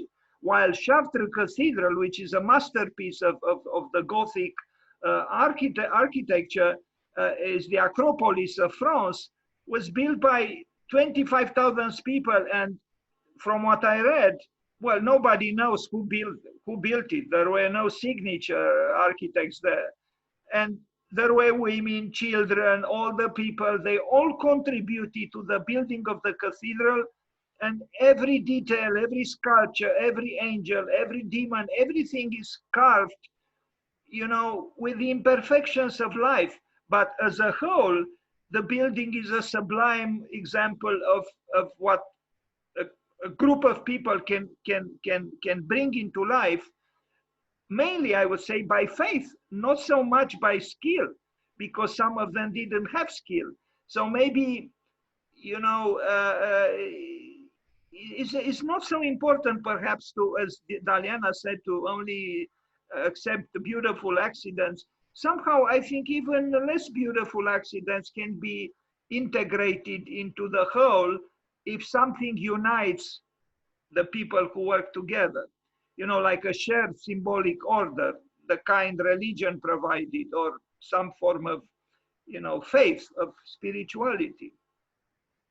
Maybe we should talk about the notion of gotong royong, and maybe Eko or Budi can talk about this, because this is a very special term of this working together and collaborating in the Indonesian society. You know, transporting houses together as a group. So maybe somebody would like to talk about this. Well, I think it's part of the agrarian culture. So it's the collective collective style of living, I think, because we in the village cannot do by ourselves, so we need many people to do it. If we need to ask help for other people, in not only in planting rice or harvesting rice, but also in building our house or repairing the roof, that kind of things. Or even if we have a feast, party or something, yeah, it's like a collective expression. In the last 6 or 5 years, I live in a village. So in building our house here, I have to adapt and adopt the existing skill set, because they are work also as farmer. As a building worker, there is only a part-timer job, and they can do anything. They can do most of the thing, but it means that the scale is more or less average. So I have to deal with it. I cannot force the skill set into what I want. So so after knowing their skills, I try to use it in my design. So I did not start thinking about design before knowing the, the the skill level what they have, and also the materials available. And yeah, that's it. The process is like very organic, and sometimes I just make a rough sketch or even draw on in the land, in the earth, and then they continue it, and then they interpret it. And it's kind of how to say, yeah, it's a playground. So we play together, and we do it together, and they don't even know that I'm architect. So we just do it together, and I think that's a lot of fun, I think. Well, we envy you, Pak Eko. Yeah. So when are you going to show us some of these buildings that you built having fun? Yeah, one day, okay. Please do. I think this brings, I find it very interesting what you just mentioned, is also the talking and drawing into the sand, and the way of communication, because it brings us back to the issue of language, right? Of if does the Indonesian language influence the architecture? And also brings back, I think, what Budi was talking about, sort of the German precision. So if you look at the languages, you know, the German language is a relatively, also the Dutch one is a relatively precise language, right? So we can really point out what we want to say and what we mean. And you know, in Indonesia, at least me, I had to get used to the fact that there's a lot of miscommunication. communication. A lot of times we talk, and of course it's the part of the language barrier, me not speaking well enough Bahasa, but also amongst Indonesians there is a sort of the language is vague, so open for interpretation. So I'm not saying this is something bad or worse or whatever. I don't want to compare, nor do I want to judge, but I'm saying the language is simply differently structured. The way how you express yourself, the way how you are extremely polite, the way how you are not addressing sort of openly criticism like we do in the West. So it's already difficult to say, hey, this detail you have done here is completely wrong, you know, you have to do it again. So you have to show respect and be respectful to this person. This is not just like you, not just treating a minion. And with that, it's also already more difficult to address something which you maybe perceive as a defect, you know, and you need to be also able to talk with a tukang, a craftsman, that he's not losing his honor and not losing his or her face in a way. So already this way. So now for me, the ultimate question is actually, or the ultimate conclusion is, why do we then try to implement a Western style of building in Indonesia if actually Indonesia would need a completely different way of building? You know, why would we try to implement a style of communication which is very direct, very precise, in form of plans and drawings and whatever, if actually a culture would demand a completely different way of communicating a design, even maybe the authorship of the building, you know, the role of the architect, it would be required to be completely different, appropriate for the culture.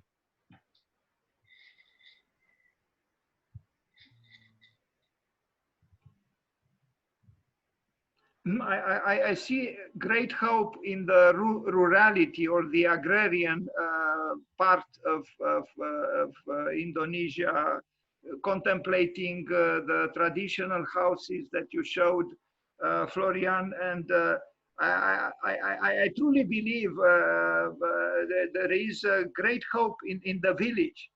And, you know, Rem Koolhaas, who is, you know, the opportunist par excellence, it's not by accident that he had the big exhibition at the Guggenheim Museum about the rurality, about the village. And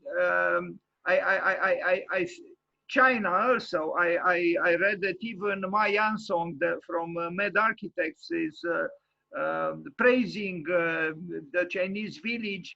And I think the countries that still have a strong agrarian or rural culture have the potential to, in a way, to restart the culture of the world, starting from the earth, from rurality, from the village. I see great potential. I mean, the houses that you showed today, Florian, are, you know, extremely inspiring and complex. They are simple, but also very complex. And, you know, I mean, what do we have in Europe in comparison? You know, I mean, you can take any building by Mies van der Rohe, and I'm sorry, but it's not more complex, and it's not even more inspiring. I'm sorry. Those roofs in Indonesia are, you know, they fight off fear in a way, because through that roof you feel connected with existence, with cosmos, with the universe, and you are not afraid any longer. While the terrace, the flat roof, inevitably means a break with cosmos, a break with everything else, and you are cut off. And inevitably then you go to the psychotherapist, trembling. So This is interesting. If you take Villa Savoy, let's say, you would say you have the pilotis, you have the stilted house, the house on stilts, so you still have the underworld. You have the layer in between for the human beings, but you're missing the pitched roof, the cosmos, the connection to the heavens above. That's what you're saying, right? You're right. Right, and I truly believe these pitch roofs and the expressionism and the force and the inspiration of these roofs makes us, I think, wonder, you know, is it really the flat roof such a progress?